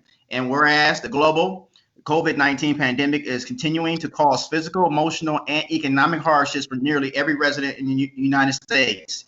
And whereas, although the United States Congress passed the Coronavirus Aid, Relief, and Security Act, CARES, in an attempt to ease the suffering of many residents of the United States, residents are entitled to more than financial assistance during COVID-19 pandemic. And whereas, because the Healthcare Emergency Guaranteed Act, HR 6906, will guarantee all residents full coverage for medically necessary healthcare without copay deductibles and other out-of-pocket costs, only until an improved COVID-19 vaccine is widely available to the public and is therefore limited in its duration. A more permanent remedy is also required. And whereas the Medicare Act for All of 2019, HR 1384, will provide similarly expanded coverage, but would make the coverage available in perpetuity and not limited to the duration of the COVID-19 crisis. And whereas other COVID-19 relief legislation packages will be and are being considered adoption by Congress, some of which will provide sufficient health care coverage as provided above, and some of the which will not.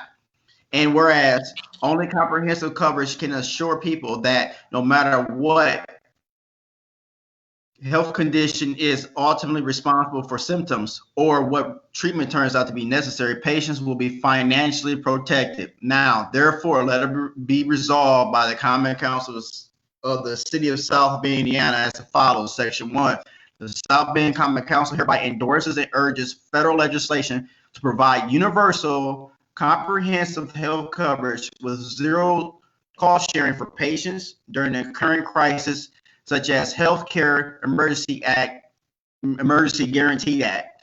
Section 2, the South Bend Common Council also hereby endorses and urges federal legislation to provide universal, comprehensive health coverage with zero cost sharing for patients extending beyond the immediate COVID-19 crisis in perpetuity, such as the Medicare for All Act of 2019. Section 3, the South Bend Common Council calls on Congress to work towards the immediate enactment of this or substantially similar legislation to ensure appropriate health care coverage for all residents of the United States during this current crisis and beyond. Section 4, the South Bend Common Council requests the clerk of the council to submit a copy of this resolution to the city's U.S. congressional delegation.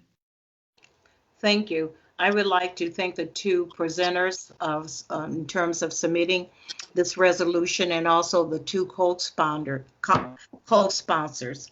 At this time, council members, do you have any questions regarding Resolution 20-17?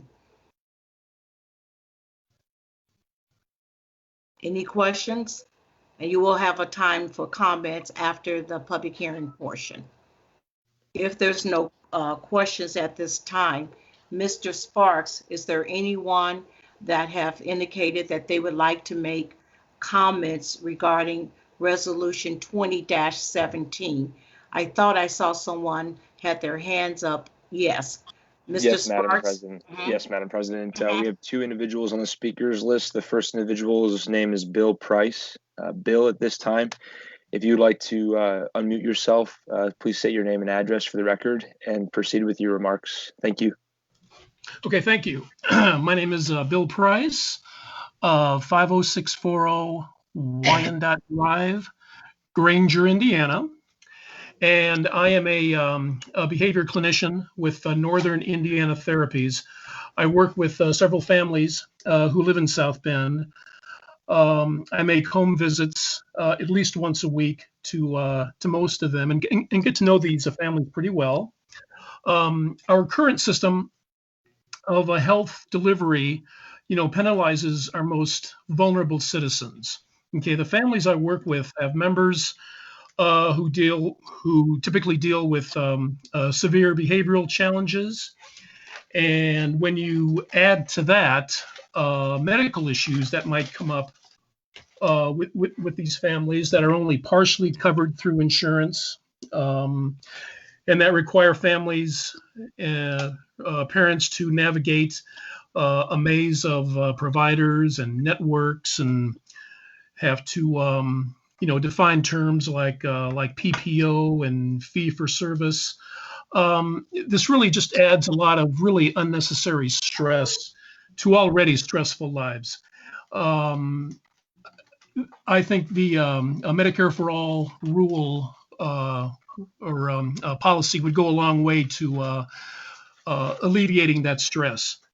I just want to comment briefly on the racial disparities that exist in our current system. The following data come from Dr. Claudia Fagan, who is a national coordinator for physicians for a national health program, and she's the chief medical officer in Cook County, Illinois. Black Americans at birth have a life expectancy of 3.5 years less than white Americans. The maternal mortality rate among Black women is now over 40 women who die within the first year of live birth per 100,000 women, and that number has steadily increased over the past 30 years or so. It used to be in single digits, and it's something that we in this country are experiencing when the rest of the world is seeing their numbers either level out or go down. Black Americans are more likely to have jobs that don't provide insurance. As a result of that, under the age of 65, people who are Black are 50% more likely to be uninsured than the general population. Wages are not keeping up with the cost of health care, and fewer and fewer workers can afford the health care that they need. So even before COVID-19, the Affordable Care Act really accelerated the notion of underinsurance in this country. So what happens when patients can't afford their medication? They fall into the category of underinsured. When they do that, they make decisions to forego things that are preventative, like mammograms, pap smears, and colonoscopies. But something important happens when they turn 65.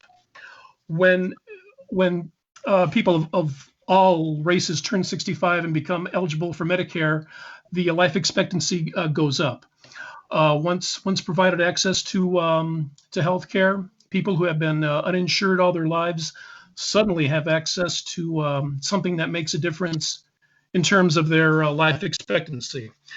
So I would just strongly encourage the council to pass this resolution, and I think it would be important to just discuss the how we measure the quality of life here in South Bend. The last study I saw, like it was done by Beacon Health, was back in 2015, and I think it measures just things like insurance and health and just access to health care, and I think we need to do that, I think, more often. So I appreciate your time, and I encourage passage of this resolution. Thank you for your comments. Mr. Sparks, is there anyone else waiting to speak in support of this resolution? Yes, Madam President. Matthew Henderson. Matthew, at this time, if you'd like to unmute yourself, please state your name and address for the record and proceed with your remarks. You have 3 minutes. Thank you. Yes, thank you. Hello. Can you hear me okay? Yes, sir. Okay. My name is Matthew Henderson from 1707 Crestwood Boulevard in South Bend, Indiana, 46635.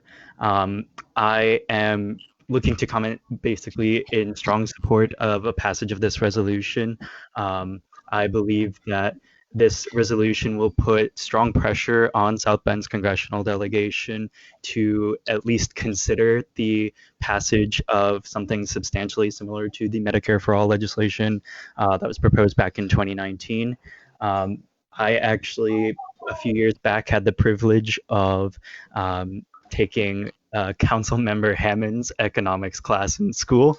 And one of the things we've discussed, is a failed market. And I truly believe that the current healthcare insurance market is a failed market in the sense that it has an abundance of waste that cannot be remedied on its own. And in this case, a sort of universal state monopoly on healthcare coverage would likely be the best substitute to address the issues of coverage regarding unemployment, whether that be income-based or, as addressed earlier, the racial disparities when it comes to healthcare in both South Bend as well as the state of Indiana. So I believe that the council should highly consider passing this resolution.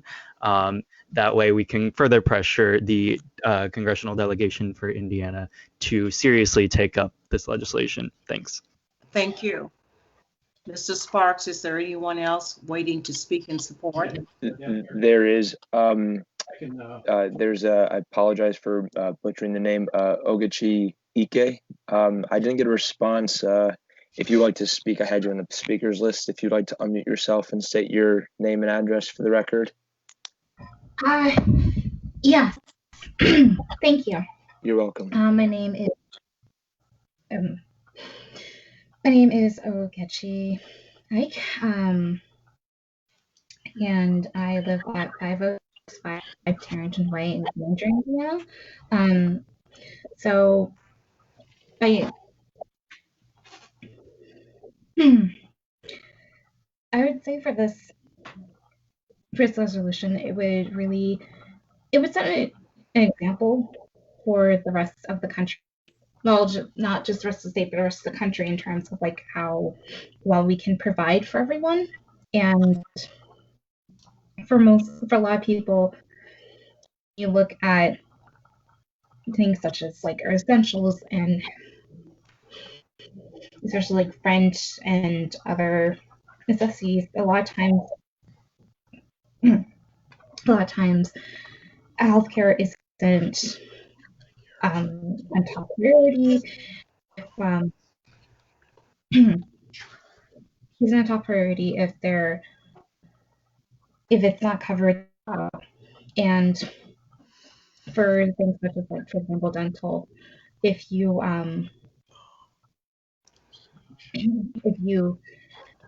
don't go through your checkups because you can't afford the $147 checkup fee, if you don't have insurance, you might actually might have to get a root canal down the road, or even worse, you might have to go to oral surgery or die because of abscess. And because it's kind of insane that the average American pays about at least twice as much as, say, Canada, but for much worse results. And I do believe that if the council were to move forward with this decision, especially now that we are in the midst of the pandemic, it would be a real wake-up call to other council members, like to other state councils across the nation, to step up and take action. Especially with with services such as mental health services, which tend to be often looked forgotten. Also, dental vision, and then also it'd be really nice if we were to get into an accident and not have to pay the financial equivalent of an arm and a leg. Thank you. Thank you as well. Mr. Sparks, is there anyone else waiting to speak in support of this resolution? Yes, Madam President, we have two more speakers on the list. The first one is Ms. Lisa DeMeester. Larissa, pardon me. Larissa, if you'd like to unmute yourself at this time, please say your name and address for the record and proceed with your remarks. Thank you very much. Hi, I hope you guys can hear me okay. Yes. Thank you. My name is Larissa DeMeester. I live at 512 East Oakside Street, South Bend, Indiana, 46614. I'm basically just, I'm not going to try to take up too much of your time this evening, but I am basically going to repeat what everyone else has said and reiterate that this is an amazing idea to put into our community. The whole thing with health insurance and trying to people trying to navigate that system regularly is a lot. I am a mother of an autistic child, and I truly hope that when she grows up into the future, she will be able to understand these things and do for herself as much as possible. But listening to what Bill had mentioned earlier really made me think even further into it, how people struggle with having to figure these things out for themselves. And that does definitely affect people in certain groups more than others. Right now, with what we're facing with this whole pandemic crisis, as we all well know, it is definitely a major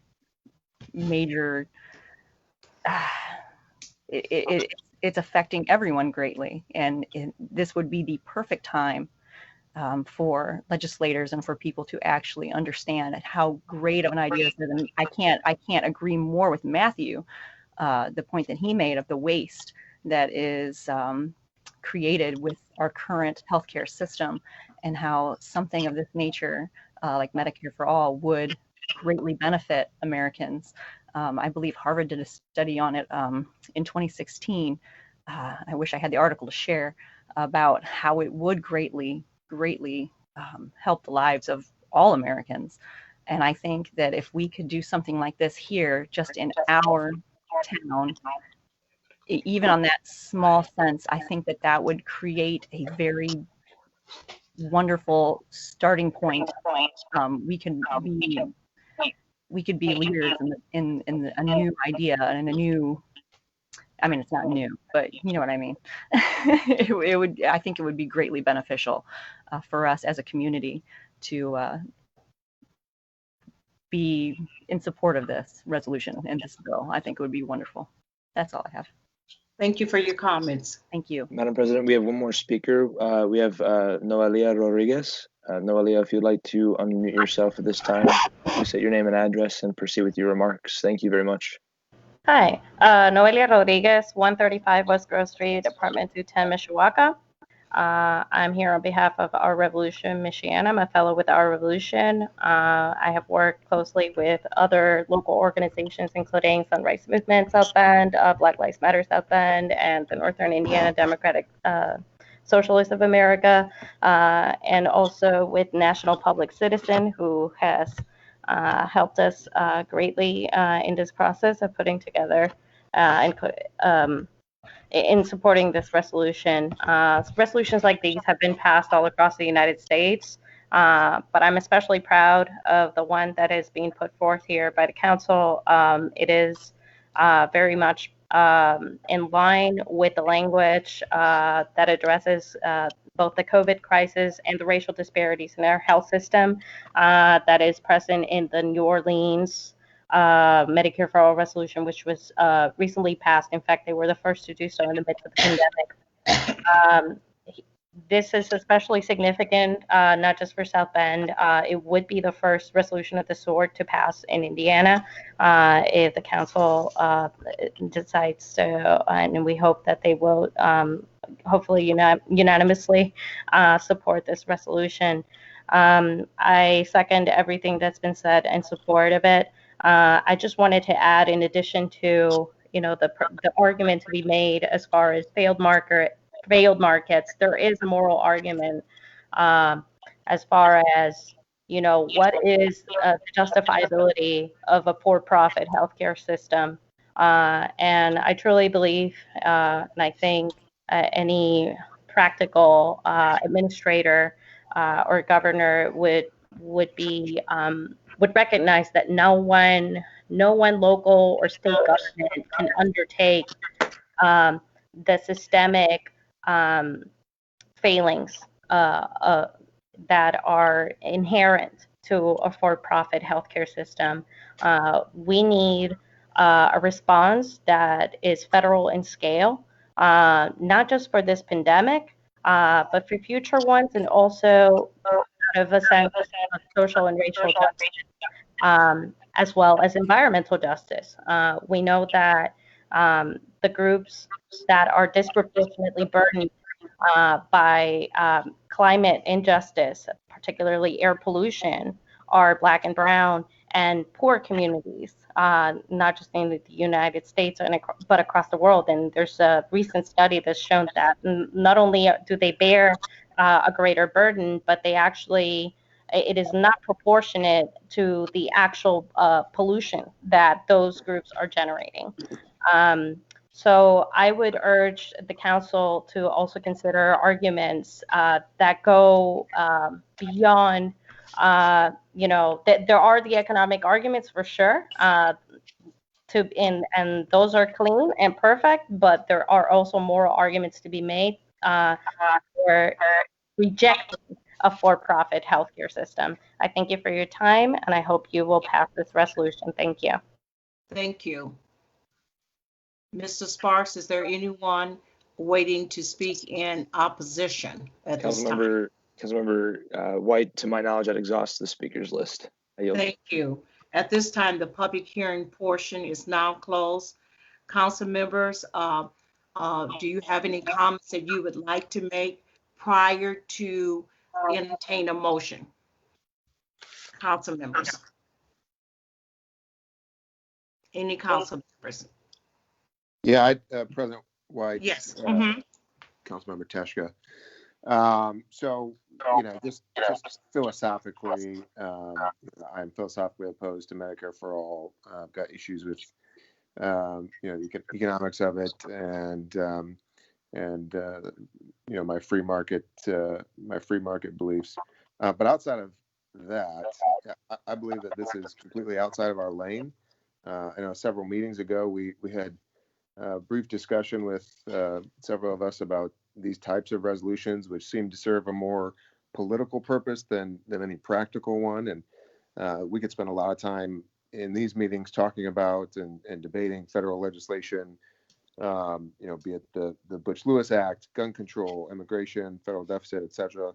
And I'm just wondering to what end. I believe that, as a council, our constituents expect us to be laser focused on spending local taxpayer dollars wisely, tackling the zoning and planning issues, economic development, those sorts of things. And so for that reason, I'll be voting no on this resolution. Thank you. Thank you. Any other comments from council members? This is Councilwoman Rachel Thomas Morgan. I just have a comment. Similarly, we did discuss the virtue of these kinds of resolutions several weeks back. That said, I'm not going to get in the way of bills like this, but it is interesting to me that this council continues to put forth such bills. That said, I would like to challenge all of us. I would like to challenge us on the council as we wish to support and get behind federal legislation being proposed, that we not stop there. that we have eyes to or can be enacted on the state and on the local level, even if federal oversight doesn't occur. So HR Bill 1384 probably has, I look at, Bill Tracker has a 2% chance of being enacted. So as we think about that, and what is pragmatic, let's think about the ways that we can pressure our state and what we can do locally to meet healthcare needs for the poorest in our state and in our community. So we know in 2015 that then Governor Pence, put forth Indiana's Medicaid expansion. On one hand, it allowed for a form of the Affordable Care Act to come into Indiana, but on the other hand, Pence's version of that coverage had a lot of barriers to poor populations in our state. So to the extent that in the meantime, we work toward greater expansion at the state level, I just move us to think about how we, in a sense, shrink that change to be able to enact more state and local action. Thank you. Thank you. Any other council members? Are you going to give it back to the sponsors before you go to a vote? Yes. Okay. Okay. Well, now we turn back to the sponsors and then entertain a motion after the sponsors have made comments. Thank you. I want to say thank you to all the council colleagues for hearing us out. All the residents that have taken the time to send emails and support and also show up during the committee hearing. Tonight's hearing. One thing I want to be very clear on, and this is why I voted against with that bill 2720.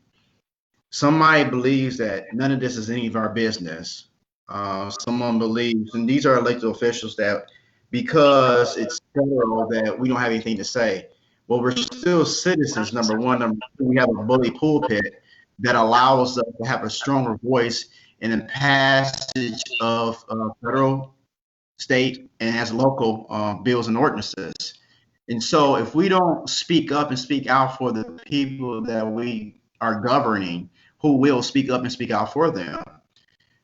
Case in point, I said nay to 2720 because we were talking about Black people not even getting the opportunity or getting the information so that they can even get some of the federal aid that came from COVID-19, which many of them lost their jobs, or they had to go to they had to go in different areas to even get a paycheck.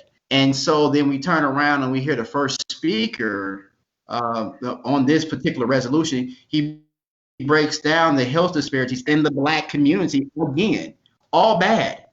And then for some reason, we only want to put those two together. So when we had an opportunity to do it, we didn't do it. But then when we get to this particular resolution, then it's like we shouldn't, talk about these things. If we don't talk about these things never get corrected. So I don't understand, us having the ability to create resolutions and then somebody saying, well, we shouldn't do that because we're supposed to be spending money here locally. Yeah, we are. But it all works in one big circle. It's a global economy at this point. And so we're going to have to really dig in our heels and get out of this small corner and think that, none of our voices mean anything. Our voices mean something nationally, it means something statewide, and it means something here locally. So I would challenge anyone on the idea of how do we use our voice to create change. And this is the way that we do it right here. We can't sit idle. We can't say that South Bend doesn't have a say so on it. We can't just sit in our corners and say, hey, kind of, maybe, sort of, or this doesn't have any value. It all has value. Thank you. Councilwoman Lori Hammond, I see your hand. Yes, I would just like to fishtail off of that comment. We hear the phrase that all politics is local, and that is absolutely true. And if bringing resolutions forth helps to bring issues and necessary action to the forefront of the minds of our citizens within our city, then these resolutions hold a great deal of value. Thank you.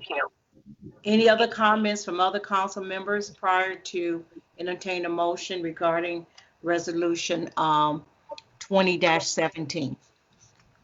Seeing Madam Chair, I do have a comment. Councilwoman Sheila Niskoski. Thank you. When I read the resolution at first, I guess what struck me the most was the COVID-19 language. As we know, a lot of healthcare is tied to jobs.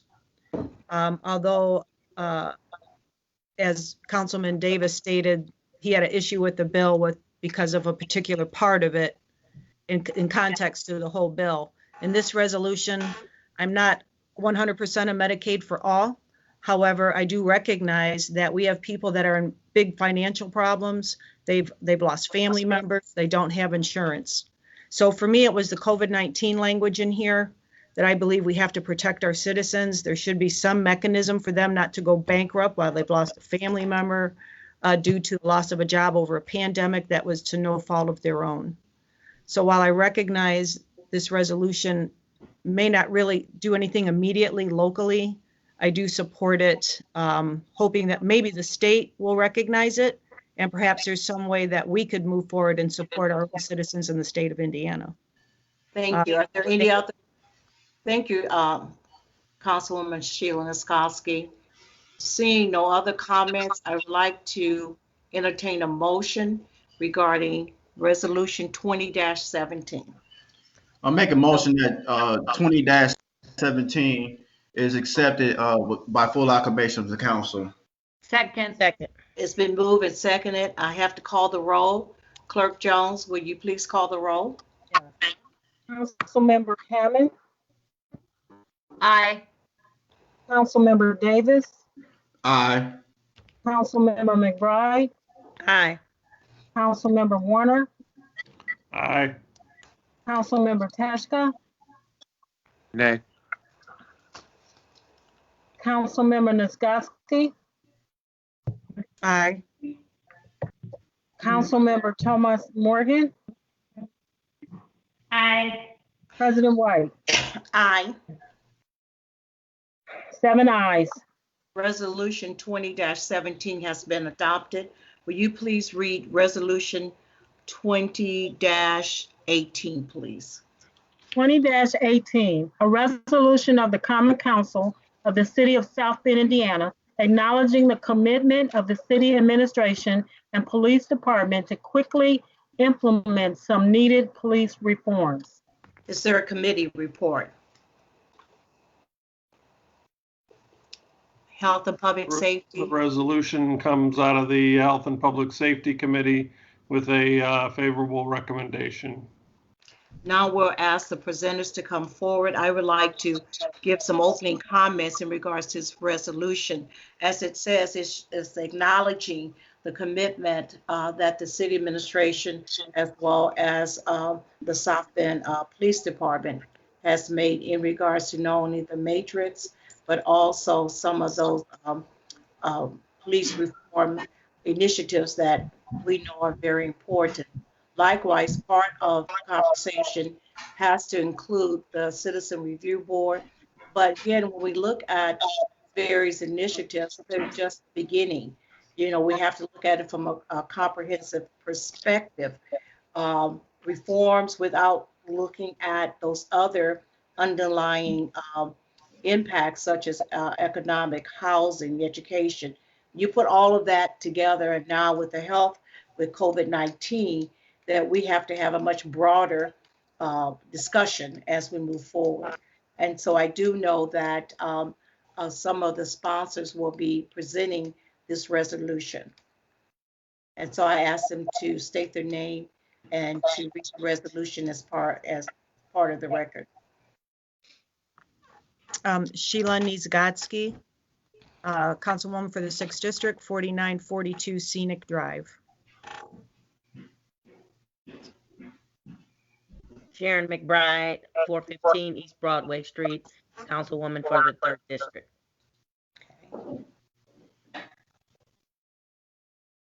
And who else?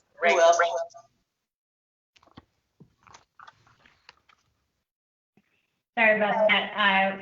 Rachel Thomas Morgan, Councilwoman at Large, 114 Chapin Street. Thank you. Will you now read the resolution, the three of the councilwomen, please? Thank you. Whereas the South Bend Common Council continues to be both saddened and outraged at the inequality and disparity in the use of force by many police departments, which continues across the country, resulting in death and injury, the disproportionate number of people of color. And whereas on June 15th, 2020, Mayor James Mueller, Chief of Police Scott Ruskowski, and Michael Patton, the city's Diversity and Compliance and Inclusion Officer, held a press conference to discuss racial justice in South Bend and the progress of local steps taken. And whereas Mayor Mueller and/or Chief Ruskowski each made commitments to quickly take steps to implement some necessary police reforms. And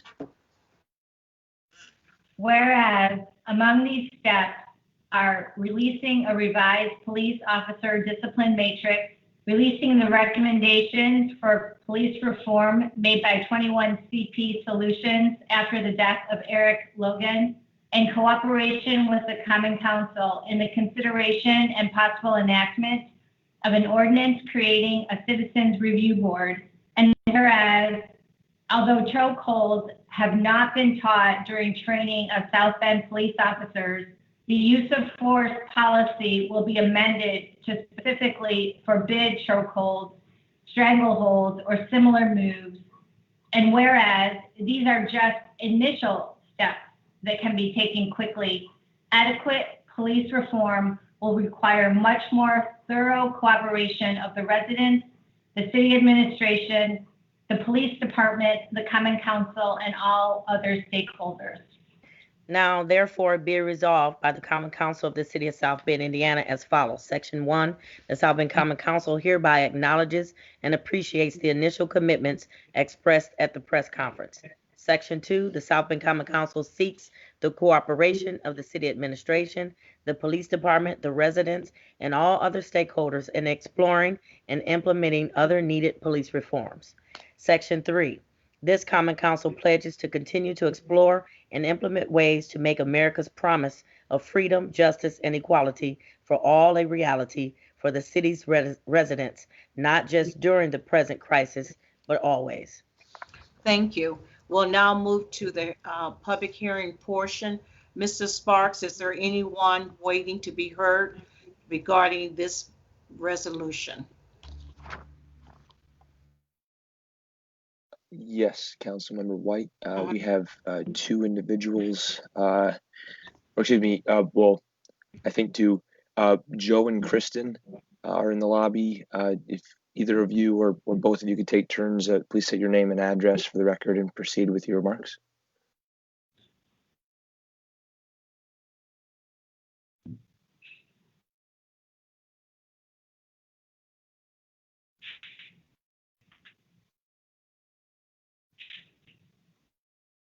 Are they muted? Do they have to unmute themselves? Yes, yep, Joe and Kristen, their account in our lobby doesn't have a last name, so I presumably a family, but please unmute yourself at this time and state your name and address and proceed with your remarks if you'd like to do so.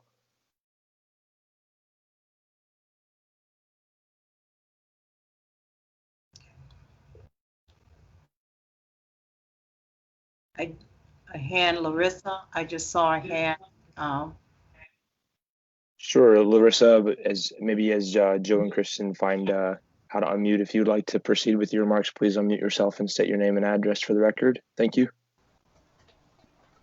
Hi, again, my name is Larissa DeMeester. My address is 512 East Oakside Street, South Bend, Indiana, 46614. Regarding this resolution, I was not prepared for this part of the meeting this evening, but just a quick comment.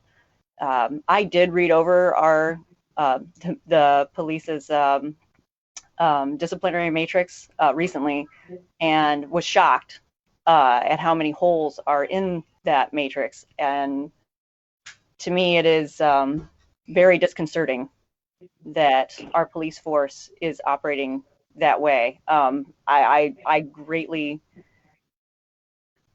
support this resolution being passed so that we can hopefully gain more of a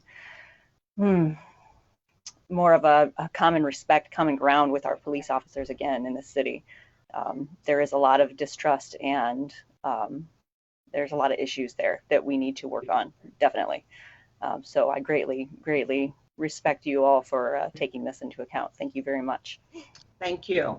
Councilmember White, I've posed a direct message ping to the chat for Joe and Kristen to see if they'd like to speak on Bill 2018. If we want to give them 5, maybe more seconds here. See if they're going to unmute.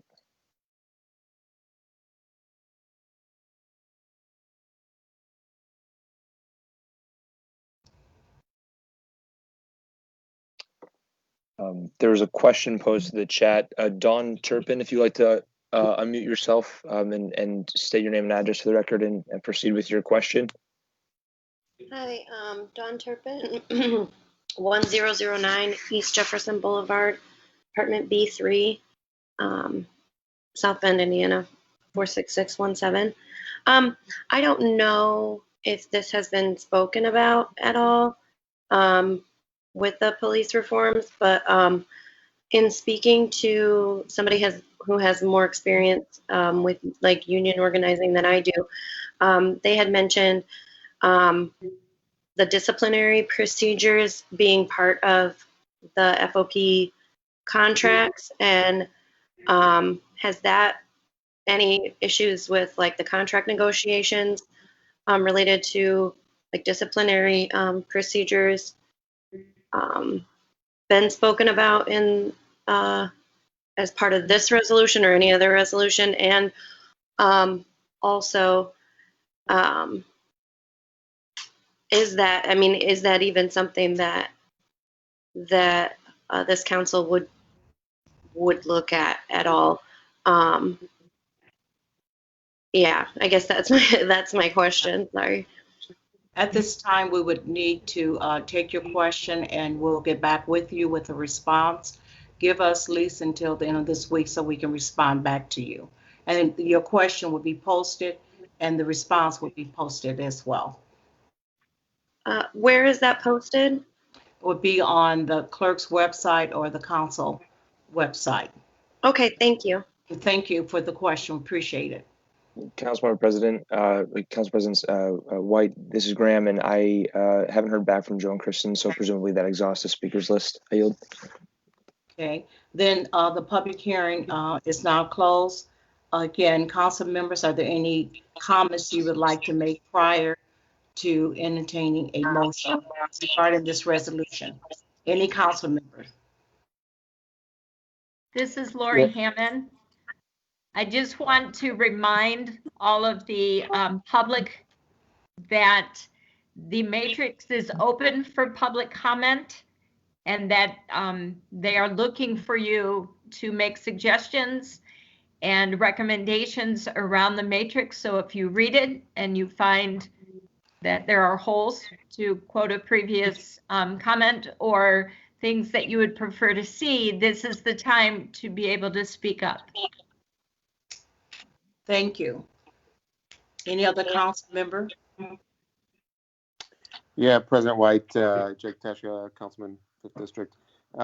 Just wanted to say this. So there's not really, there's not really any language in this resolution that I take umbrage with, and certainly I want to commend Mayor Mueller and Chief Roskowski for their actions here.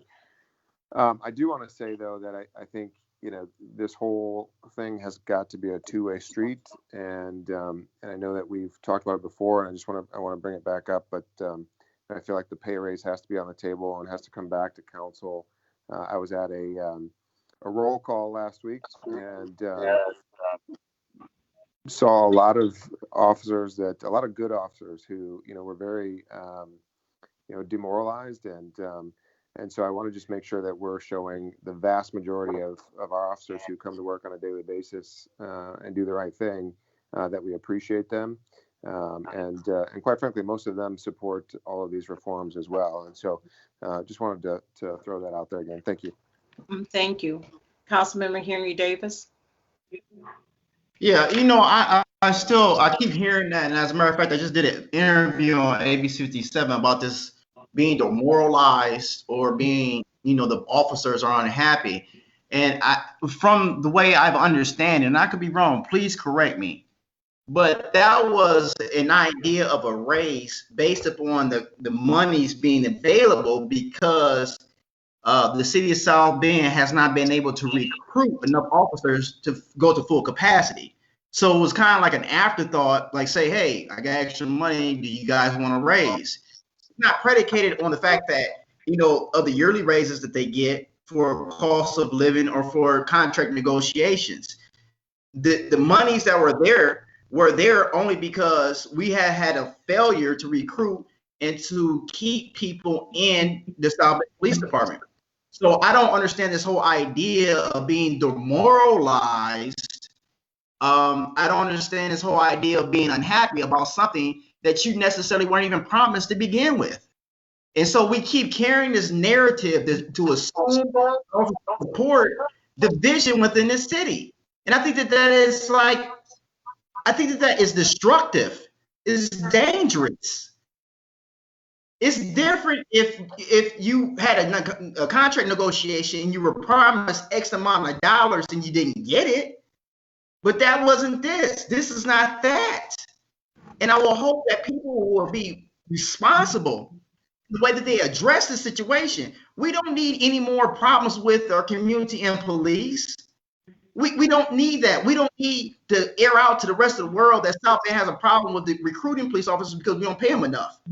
We don't need that.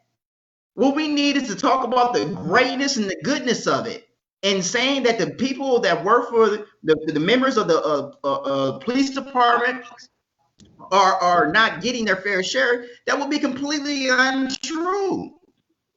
That was an idea that Mayor James Mueller had, and he promised them during his campaign, which you can't make any promises during your campaign because you don't even know if you're going to win or not.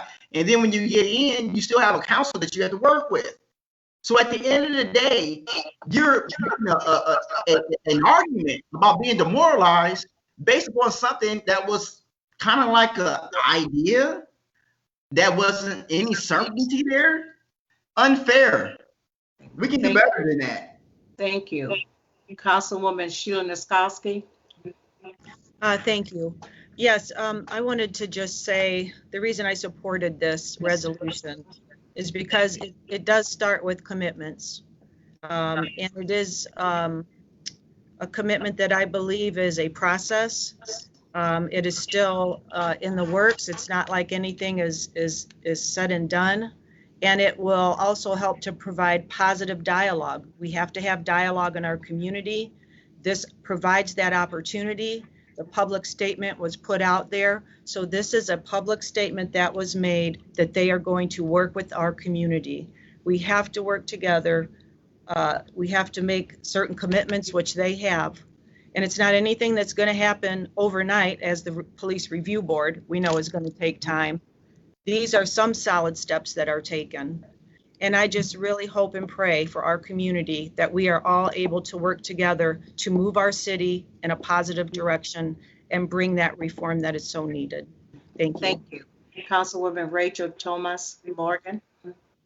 Yes, just briefly, I just wanted to add my support as a co-sponsor of this resolution. And I affirm the resolution because what it does is it affirms these first steps that have been taken by the administration and police chief, along with Michael Patton in the city's diversity, compliance, and inclusion department. But it also commits the council and state publicly that we are seeking cooperation with all stakeholders, the administration, the police department, residents, and other stakeholders. And so, and then finally, it's a pledge that this is the beginning and there's more to come. And that's our pledge to the public. And so for those reasons, I'm in support of this. And just want to say one thing, another piece of police reform, one part of that salary ordinance, Bill 2120, or I'm sorry, what was it? Bill 2120, the salary ordinance. A part of that is it is a part of police reform when we're talking, when the bill reads an incentive pay for residency. So let's not lose track of that. That's an important piece of legislation that helps to recruit more police from our community, and there are multiple benefits of doing so. So I just wanted to share that as well. Mm-hmm. Thank you. Councilwoman Sharon McBride. Thank you. I just wanted to reiterate as well that we're talking about reforms, and these things with the Civilian Review Board has been ongoing. It just didn't happen now. We have been talking about them for quite some time. So we all need to be able to agree to disagree, but work towards community building, trust, and relationships. And right now, there are some things that's broken, not just locally, but throughout the country. And the first step is, albeit chokeholds was not in the use of force policy, but we also know that there are other things that the police department can do to make sure that we are not being, especially in light of what's going on now, that we are being treated fairly and equitably. So that's why I commended the time for the council holding the mayor and the chief accountable, and credit them where credit is due, that they quickly took the challenge and put in the no chokehold locally, and the council immediately adopted the ordinance to agree with that. But going forward, this is not a we versus us versus the police. We need to work together. And what my mom used to say, if the shoe doesn't fit, don't take it personal. We have business to do. We have a job to do. We are a physical body, and we are also to hold people accountable the same way our residents hold us accountable. So we all need to work together and move towards making our city a better place. I yield. Okay, thank you. I noticed that Joe and Kristen, I see that they have a question at this time. Even though we passed the public hearing portion, they were unable to get in. Mr. Sparks, are you still on? Of course, I'm still on, Madam President. And so do you allow them in, or how? I defer to your parliamentarian council attorney, Bob Palmer. Because Mr. Palmer, are you still on? I am. I believe that since we are experiencing new technology, trying to get people involved, that it's certainly within your discretion to allow the comments. I will go ahead and allow them. They have, 3 minutes? And need someone to keep track. So will you allow? Yeah, I concur, Bob. Joe and Kristen, if you'd like to unmute yourself at this time, please state your name and address for the record and proceed with your remarks. You have 3 minutes. Thank you very much. Hi, thank you very much. My name is Joseph Lee at 831 West Colfax. Since the raises were brought up, and I really like this incentive for residency, but I'm not sure that it's clear enough, because if you're going to incentivize residency, we want it to be people who are already residents, not we don't want to incentivize guys from Elkhart County to move over to South Bend so they can get a raise and still be the same cops that they were. We want people to have established residency in South Bend for some period, or with some sort of tags on there, not just for anyone who wants to move in can get a raise and still be the same old cop that they were. Otherwise, you did a very good job addressing the other questions I had about the resolution, and I stay behind it. Thank you so much for your comments. Kristen? Okay. Okay, then, well, we thank you for your comments. And now we'll move to, I would like to entertain a motion regarding Resolution 20-18. So I'd like to moved. make a I move for motion. passage. Is there a second? Second. Is it moved and seconded? Clerk Jones, will you please call the roll? Yes. Councilmember Davis, Aye. Councilmember McBride, Aye. Councilmember Harmon, Aye. Councilmember Teschka, Aye. Councilmember Nisgowsky, Aye. Councilmember Tomas Morgan, Aye. Councilmember Heyman, Aye. President White. Aye. 8 ayes. Thank you. Resolution 20-18 has been adopted. We'll now move into bills on first reading. Clerk Jones, will you please read Bill 28-20, please? 2820, first reading on an ordinance of the Common Council of South Bend, Indiana, retroactively amending ordinance number 10691-19 to correct Scrivener's error in the description. Thank you. I'd like to entertain a motion to send this bill to Public Works and Property Vacation for second reading on July 13th. So moved. It's been moved. Is there a second? Second. It's been moved and seconded. Ms. Jones, will you please call the roll? Yes. Councilmember McBride, Aye. Councilmember Warner, Aye. Councilmember Teschka, Aye. Councilmember Nisgowsky, Aye. Councilmember Tomas Morgan, Aye. Councilmember Hammond, Aye. Councilmember Davis, Aye. President White. Aye. 8 ayes. Thank you. Will you please give first reading to Bill 29-20? 29-20, first reading on an ordinance of the Common Council of the City of South Bend, Indiana, amending the zoning ordinance for property located at 310 and 320 Walter Street, Councilmanic District Number 5, in the City of South Bend, Indiana, 46614. Thank you. I'd like to entertain a motion to send this bill to ZNA for second and public reading. That's zoning annexation set for July 13th. So moved. Second. It's been moved and seconded. Clerk Jones, will you please call the roll? Councilmember Warner, Excuse me. Aye. Councilmember Warner,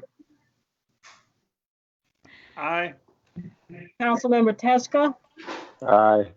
Councilmember Nisgowsky, Aye. Councilmember Tomas Morgan, Aye. Councilmember Hammond, Aye. Councilmember Davis, Aye. Councilmember McBride, Aye. President White. Aye. 8 ayes. Will you give first reading to Bill 30-20? 30-20, first reading on an ordinance of the Common Council of the City of South Bend, Indiana, approving a petition of the Advisory Board of Zoning Appeals for the property located at 1017 DeMaud Avenue, Councilmanic District Number 1, in the City of South Bend, Indiana, 46616. I would like to have a motion to send this bill to zoning annexation for a second and public hearing for July 13th. So moved. Is there a second? It's been moved and seconded. Ms. Jones, will you please call the roll?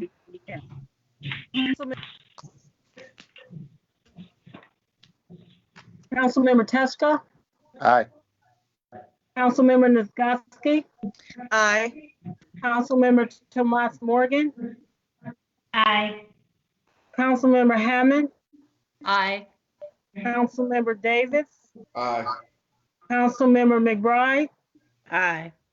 Councilmember Warner, Aye. President White.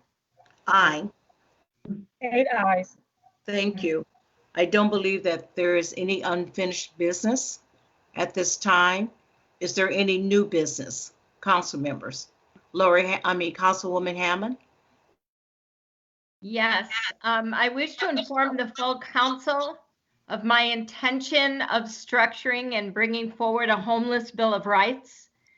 I originally introduced this to the mayor back in February, but after the pandemic began, everything was put on hold. So at this time, I have 4 homeless service providers wishing to join in on the planning process.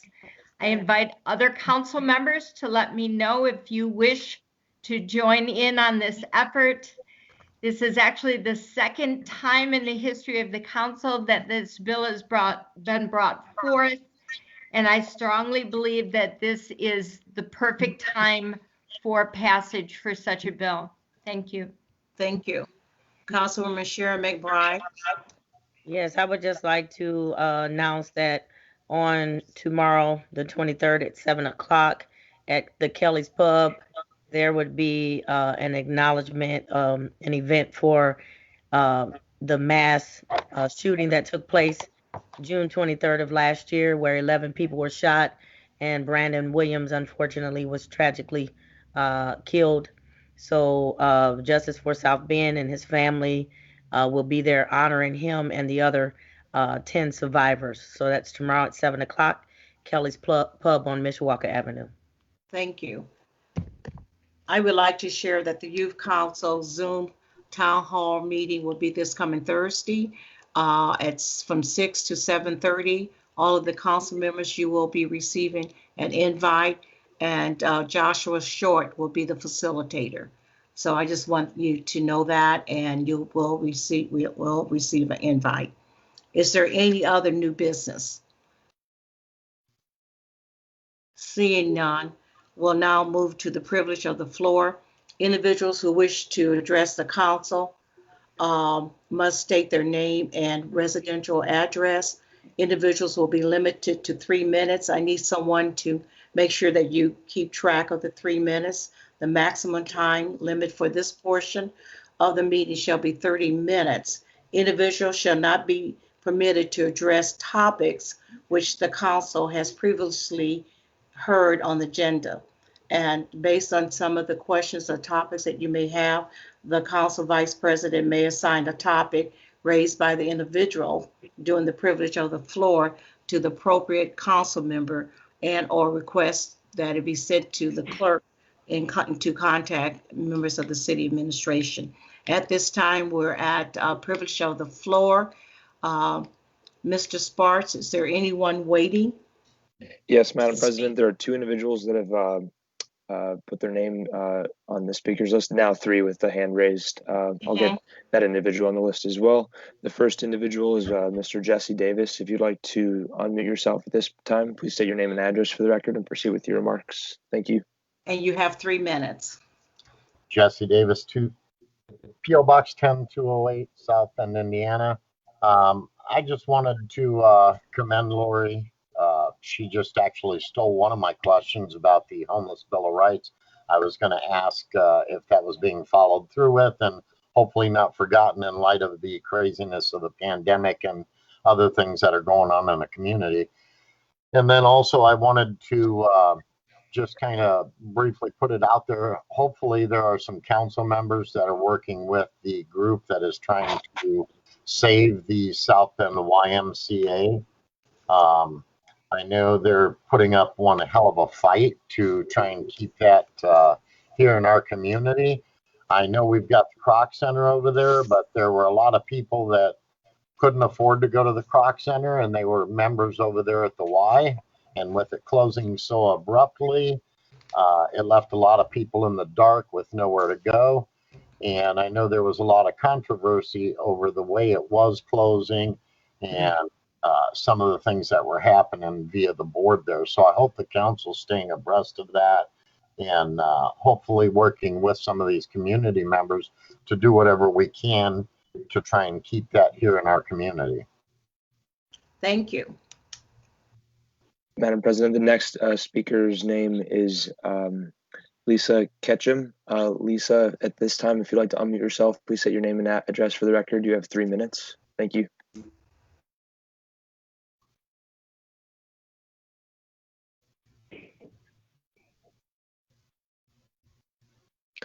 Lisa Ketchum, are you still in the lobby at this point in time?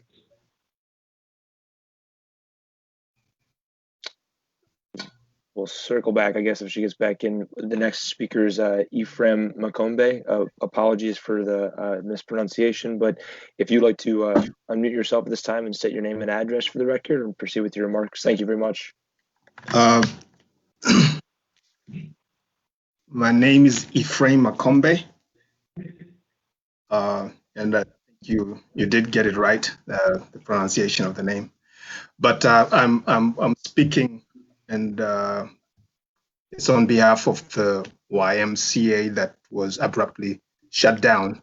I'm a member there, and definitely an advocate for health and wellness. I actually resigned my job beginning of the year to launch out into health and wellness because I believe in the importance of us being a more healthy community, not just locally, but worldwide.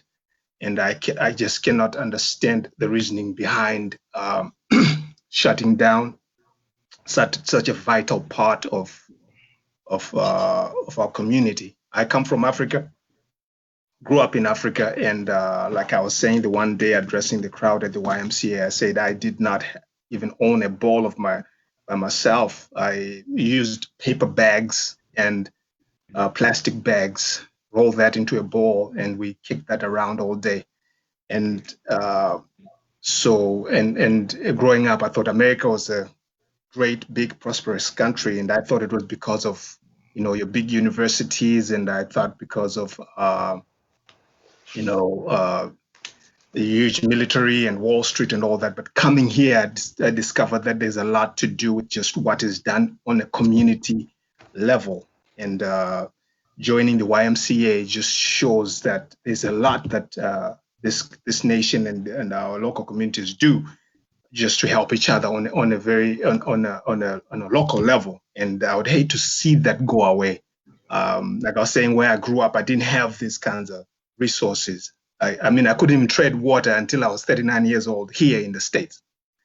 So it's just, to me, seeing a resource like this go away is just unfair. Like I said, I've started a career as a health coach, and I was looking at some of the stats just for the American population. There's 133 million people in America alone have more than one chronic condition, such as heart disease, stroke, cancer, type 2 diabetes, obesity, or arthritis. And all these things can be fixed. 30 seconds, thank you. All these things can be fixed just by us continuing to have healthy lifestyle and resources to help each other a healthy lifestyle. We have things like lifestyle changes. According to studies, 93% of diabetes can go away with lifestyle changes. 81% of heart attacks can go away with lifestyle changes. 50% of strokes, 36% of cancers can go away with lifestyle changes. And so removing a resource like this from our community, we have 4,000 people, 4,500 people who are actually members. We are taking that away. We're taking that opportunity for health and wellness from our community. So that's all I had to say. Thank you. Next is we had Lisa Ketchum back. Lisa, at this time, if you could please unmute yourself and state your name and address for the record and proceed with your remarks. You'll be timed. You have 3 minutes. Lisa, are you there? You've raised your hand a couple times now. I've tried to. Yeah. All right. Well, is Margaret File here? Margaret, if you'd like to unmute yourself at this time, please state your name and address for the record and proceed with your remarks. Yes, hello, good evening, council members, and thank you, Graham. My name is Margaret File. I live at 511 South St. Joseph Street here in South Bend, and I also would like to speak in favor of the council taking action to support the reopening of the YMCA to the extent possible. My husband and I have been regular members, and other members of our immediate local community also enjoy the Y. And I have to say, I think it's one of the most diverse, racially and ethnically diverse spaces in our city. Also socioeconomically and culturally diverse. And there are many people who use the Y who otherwise would have no access to regular fitness as part of overall health. And at a time of a global pandemic, and also a time of great tumult in our society, we need the Y now more than ever. And I don't know who could advocate for some of the folks who are most vulnerable, apart from this council and apart from regular members of the Y. And so I appreciate Councilwoman McBride's invitation to members of the Y who are concerned about this issue to come to tonight's meeting and use the privilege of the floor. Thanks very much. Thank you as well. The next individual is a Matthew Henderson. Matthew, this time, if you'd like to unmute yourself, state your name and address for the record, please. Proceed with your remarks. Thank you. Yes, my name is Matthew Henderson. Can you hear me okay? Yes. Okay. My address is 1707 Crestwood Boulevard in South Bend, Indiana, 46635. I just wanted to sort of redirect to Council Member Hammond on the Homelessness Bill of Rights. I think such a suggestion is a great idea just by the very sound of it. I would wonder where a possible draft of that could be found for public consumption. Additionally, I implore that the idea is examined thoroughly in the case that South Bend seemingly has dealt with the homeless population that we have as more of a plight on society rather than as human beings and constituents in need of assistance from not only their community but their local, state, and federal government.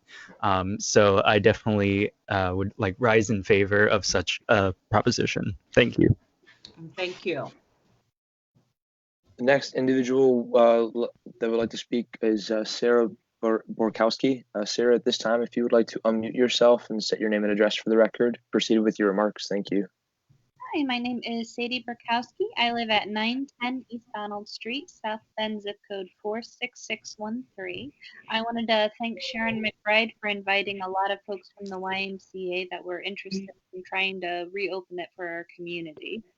For myself, I am a millennial on a budget, and it is one of the best health programs, especially in my neighborhood, the South neighborhood, to be able to do affordable healthcare programs and things like that. One of the few places in the area, if not the only, that accepts the silver senior discount for senior citizens that otherwise would not be able to afford these kind of programs. And I know all my neighborhood kids in this area, they take their swimming classes. They have their summer camps. It almost serves as a huge daycare function for people that otherwise would not be able to have the vouchers or the money to be able to do these programs. It's a huge staple in the Southeast neighborhood. And it would be really great to see if there was some way in order to give it grant funding or a way to partner with the O'Brien Fitness Center or get other community support in order to reopen it. Thank you so much for your time. Thank you. We have a Melanie McCosey. Melanie, at this time, if you'd like to unmute yourself, state your name and address for the record. Good evening. My name is Melanie McCosey. My address is 1131 Woodward Avenue, South Bend, 46616. And I would like to comment about my experience with my children at the YMCA when they were younger and I was a single mother. The why was absolutely there for me. My children attended the summer day camp programs. They also got a scholarship to go to Camp Eberhard, and they still remember everything about that. I am so much in favor of reopening the Y because I feel like it really helps families, and it is so supportive of youth programs, and it would be a great loss to the community not to have the YMCA. Also, their location, there's nothing else in that area that would offer the same programs that the Y has. So I hope we can look into any means possible to keep the YMCA going, and I appreciate your time. Thank you. All right, Councilmember White, there is one more person on the speakers list is Graham Sparks. Available, Graham, please unmute yourself, state your name and address for the record, and proceed with your remarks. Graham Sparks, 526 South Francis Street, South Bend, Indiana, 46601. I would just like to read to you all my favorite quote. People are often unreasonable and self-centered. Forgive them anyway. If you are kind, people may accuse you of ulterior motives. Be kind anyway. If you are honest, people may cheat you. Be honest anyway. If you find happiness, people may be jealous. Be happy anyway. The good you do today may be forgotten tomorrow. Do good anyway. Give the world your very best you have, and it may never be enough. Give your best anyway. For you see, in the end, it is between you and your God, and it was never between you and them anyway.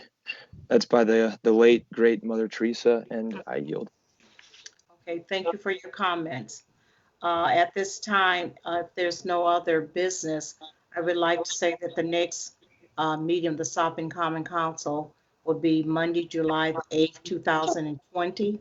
And would like to wish everyone a happy 4th of July.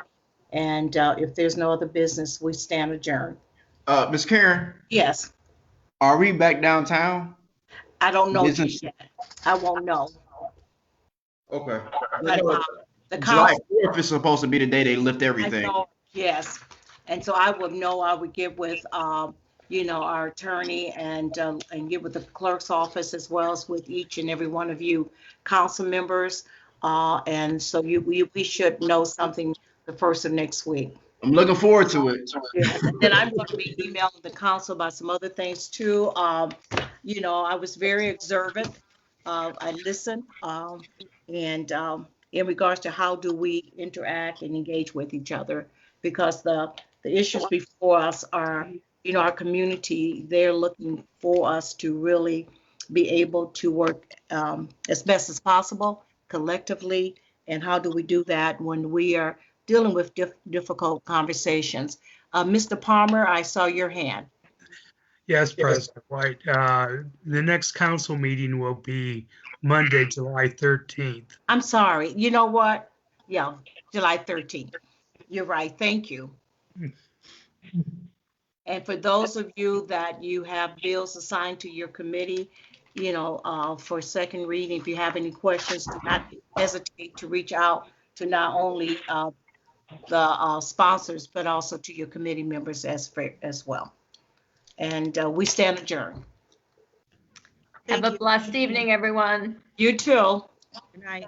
Thanks, everybody. Good night. Thanks, Vice President White.